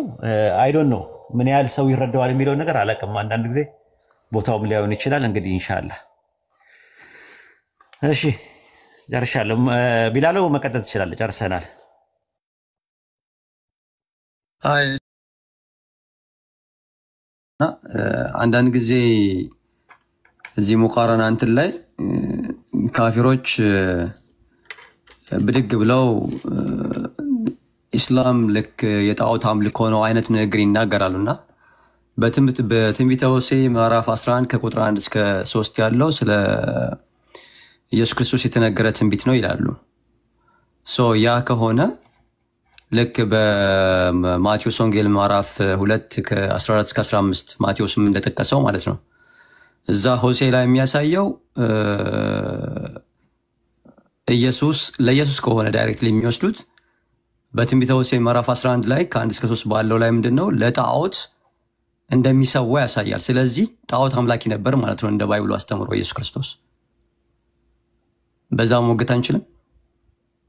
ኖ ለብል ፕሮፌሲ የሚባል ነገር ነው ያለው እዛ ላይ። ትንቢተ ሆሴዕ ምዕራፍ 11 ቁጥር 1 ላይ እስራኤል ነው የሚለው ሲጀምር። እስራኤል ሕፃን በነበረ ጊዜ ወደድኩት፣ ልጄን ከግብፅ ጠራሁት፣ አብዝቼ በጠራው ለጣዖት ይሰዋና ለተቀረጸ ምስል ያጥን ነበር ይላል። ልጄ የተባለው ማን ነው ስትል ኦሪት ዘጸአት ምዕራፍ 4 ከቁጥር 22 እስከ 24 ስትመለከተው እስራኤል የበኩር ልጄ ነውና ልቀቅ ይለዋል። መጀመሪያ ልጄን ከግብፅ ጠራሁት የሚባለው እንትን ነው። በኋላ ላይ ደግሞ ድርብ ትንቢት ሆኖ ማቴዎስ ወንጌል ምዕራፍ 2 ቁጥር 14 ላይ ለኢየሱስ ይጠቀምበታል። ልክ ኢሳያስ 7:14 ላይ ሕዝቅያስ የሚባል የአካዝ ልጅ እንደነበረው በወቅቱ የተወለደው ኢሳያስ 8:3 ላይ የተወለደ ሕፃን እንደነበረ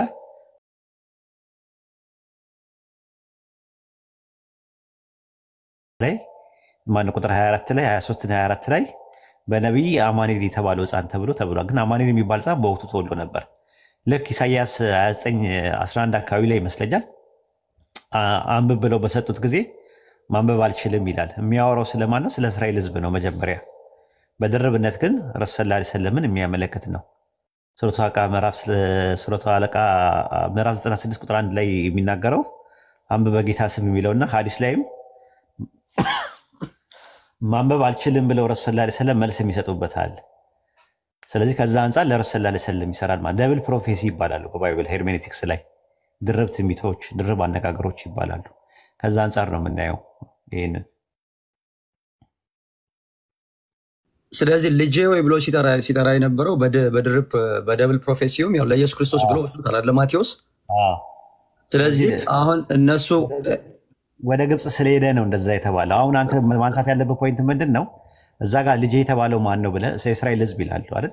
የእስራኤል ሕዝብ ለአምላክ ልጅነቱ ኦንቶሎጂካል ነው ወይስ ኦንቶሎጂካል ነው ወይስ አናሎጂካል ነው ብለህ መጠየቅ ነው ያለብህ። ወይም ደግሞ የፈንክሽናል ነው ወይ ልጁ የግብር ልጅ ነው ወይስ የባህሪ ልጅ ነው ወይ ብለህ መጠየቅ ነው። አይ የባህሪ ልጅ ነው ካሉ እዛው ላይ ማቴዎስ 2:14 ላይ ደግሞ ለኢየሱስ እንደዛ ካሉ የባህሪ ልጅ ነው ካሉ የሚገርም ነው፣ አምላክ ነው ማለት ነው። የባህሪ ልጅ ማለት ምንድነው? ከአምላክ አሁን አንተ ልጅ አለ፣ ልጅ የባህሪ ልጅ ነው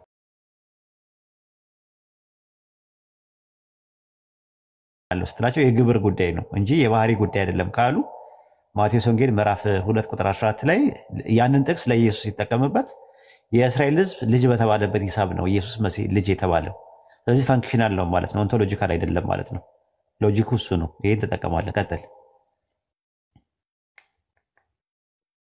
ግን እዚህ ላይ ምንም የኔ ጥያቄ ምን መሰለህ፣ ከአንድ ሰው ሶስት ጠቅላላ ስለዛ ልጅ ነው የሚናገረው። ወይም ደግሞ በአንድ በኩል እንትኖች አይሁዶች ለእስራኤል እንደ ጥቅል የተነገረ ትንቢት ብለው ነው የሚወስዱት። ግን ክርስቲያኖች ምንድነው እዚህ ጋር የሚያነሱት? እዚህ ቦታ ላይ ማቴዎስ ምንድነው ዳይሬክት ኮቴሽን የተጠቀሙ ማቴዎስ አይደለ የሆሴ ላይ የተገለጸውን። ስለዚህ ምን ያደርጋሉ? 2 እና 3ን መቀበል አይፈልጉም። ይሄ እንደ ቼሪ ፒኪንግ ነው የሚሄዱት። አይ በዚህ ከሆነ ይሄ ክርስቶስን ይመለከታል ብሎ የሚለውን የማቴዎስን የምትቀበሉ ከሆነ እዚህ ጋር የተገለጸው ምንድነው የሚለው? when Israel was a child I loved him and out of Egypt I called my son ይላል። ከዛ ይቀጥላል ይሄን the more they were called the more they went away they kept sacrificing to the Baals and burning of offerings to the idols ይላል። yet it was I who taught Ephraim to walk I took them up by their arms but they did not know that I healed them ብሎ ሶስቱ ቨርሶች አንድ ላይ የሚሄዱ ናቸው። ግን ሁለቱ ስታስከትል አይ እኛ ከዚህኛው ከትንቢተ ሆሴዕ ምዕራፍ 11 ላይ የምንወስደው የመጀመሪያውን ቨርስ ብቻ ነው ስለ ኢየሱስ የሚናገረው ይላሉ። ይሄ ቼሪ ፒኪንግ አይሆንም። ያ ካልሆነ በስተቀር በሶስቱ ቨርሶች ከወሰድነው እዚህ ጋር የተገለጸው ልጄ ብሎ የጠራው ኢየሱስን ነው ብለው ካሉ ይሄ ልጄ ብሎ የተጠራው ዴቪያንት ሆኖ እንደነበረና ለጣዖት ያመልክ ያርድ ሳክሪፋይ ያደርግ እንደነበረ ይገልጻል እዚህ ላይ። ከዛ ማለት ደብል ፕሮፌሲ የሚባለው አንዷ ነው። ተቆንጥሮ ነው የሚወሰደው። ተቆንጥሮ ካልተወሰደ በስተቀር ሙሉን አይወሰድም። ልክ ኢሳያስ 7 ላይ ያለው ነብይቱ ምናምን እና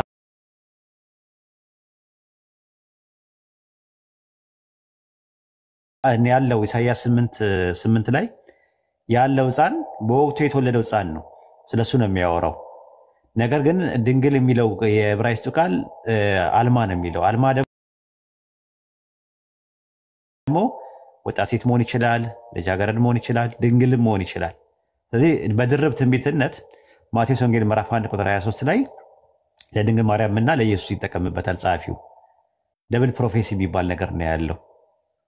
ይቆነጠራል። ተቆንጥሮ የሚወሰዱ ነገሮች አሉ፣ ብዙ ነገሮች አሉ። እንደዛ ተቆንጥሮ ባይብል ላይ የሚመጡ ብዙ አሉ። ደብል ፕሮፌሲ ወይም ደግሞ ሁለት አይነት ፕሮፌሲዎች ሆነው የሚመጡ አሉ። ተቆንጥረዋል። የተቆነጠረውን ከዛ ወደታች ወርደ ስታየው ሌላ ነገር ነው የሚያወራው። ለምሳሌ እኔ አባት ሆነዋል እርሱም ልጅ ይሆነኛል የሚለው ሁለተኛ ሳሙኤል ምዕራፍ 7 ቁጥር 12 ላይ ይኸው እኔ ቁጥር 14 ላይ እኔ አባት ሆናለሁ እርሱም ልጅ ሆነኛል አለ። ቢያጠፋ እንኳን በበትር እቀጣዋለሁ ይላል። ስለማን ነው የሚያወራው ስትል ስለ ንጉሥ ሰለሞን ነው የሚያወራው። ግን የዕብራውያን ጻፊ ዕብራውያን ምዕራፍ 1 ቁጥር 4 ላይ ቁጥር 5 ላይ እኔ አባት ሆናለሁ እርሱም ልጅ ሆነኛል ያለው ለኢየሱስ እንደሆነ ይናገራል። እኔ ሲያጠፋ በበትር እቀጣዋለሁ የሚለውን አሁን ለኢየሱስ አትጠቀምበትም። ምን አጥፍቶ ነው በበትር የሚቀጣው ብለህ መጠቀም ትችላለህ። ልክ እንደዚህ አይነት ነገሮች በሄርሜቲክስ ጥናት ውስጥ ወይም በስነ አፈታት ጥናት ውስጥ ደብል ፕሮፌሲ ድርብ ትንቢት ወይም ደግሞ ድርብ ትንቢት የሚባሉ ነገሮች አሉ። ደብል ስቴትመንቶች አሉ ለሁለት አካላት የሚጠቀምበት ማለት ነው። እና ከዛ አንጻር ነው እዛ ጋር የተቀመጠው። ልጄን ከግብፅ ጠራሁት የሚለውን ብቻ ነው አንተ መውሰድ የምትችለው እንጂ ከላይ እስራኤል ሕፃን በነበረ ጊዜ ሲል እስራኤል ሲል ማን ነው? ኢየሱስ እስራኤል ነው እንዴ? አይደለም። አብዝቼ ብጠራቸው ደግሞ ለጣዖት ይሰዉ ነበር ነው የሚለው። አይተህ ከሆነ ይሰዋ ነበር አይልም። ይሰዉ ነበረ፣ ለተቀረጸ ምስልም ይሰግዱ ነበር ነው የሚለው። ይሰግዱ ነበር ይሰዉ ነበር የሚለው ፕሉራል መጠቀሙ በራሱ ለእስራኤል ሕዝብ ነው መጀመሪያ እየተናገረ ያለው። ነገር ግን ድርብ ትንቢቱ ልጄን ከግብፅ ጠራሁት የተባለው ማቴዎስ 2:14 ላይ የተባለው ኢየሱስ ወደ ግብፅ በሄደበት ሰዓት ላይ ነው ልጄን ከግብፅ ጠራሁት የሚለው ነገር ያለው። ሕፃን ነበረ። ሕፃን እያለ ደግሞ ኢየሱስ እንኳን አይደለም ጣዖት ሊያመልክ ይቅርና ሕፃን እያለ ምንም ነገር አያውቅም። መልካሙና ክፉን እንደሚያውቃል ሕፃን ልጅ ነበር። ቤቢ ነበር እኮ ጡት የሚጠባ ሕፃን ልጅ ነበረ። ሕፃን ልጅ እና በዛ በሕፃንነት ልጄን ከግብፅ ጠራሁት የተባለው ወደ ግብፅ በስደት ሄዶ ሄሮድስ ሊገድለው ሲፈልግ ወደ ግብፅ ሄዶ ከዛ እንዲመለስ በሚያስፈልግበት ሰዓት ላይ በመልአኩ አማካኝነት ዮሴፍን ምን አለው? ሕፃኑና እናቱን የሕፃኑ ነፍስ የሚሿት ሞተዋልና ተመለስ አለው። ከዛ ምን የሚለው ትንቢት ተፈጸመ አለ? ልጄን ከግብፅ ጠራሁት የተባለው ትንቢት ተፈጸመ አለ። እኔ በዚህ መልኩ ነው የምረዳው። እንግዲህ ምን ያህል ሴንስ እንዳደረገ አላውቅም። ይላሉዬ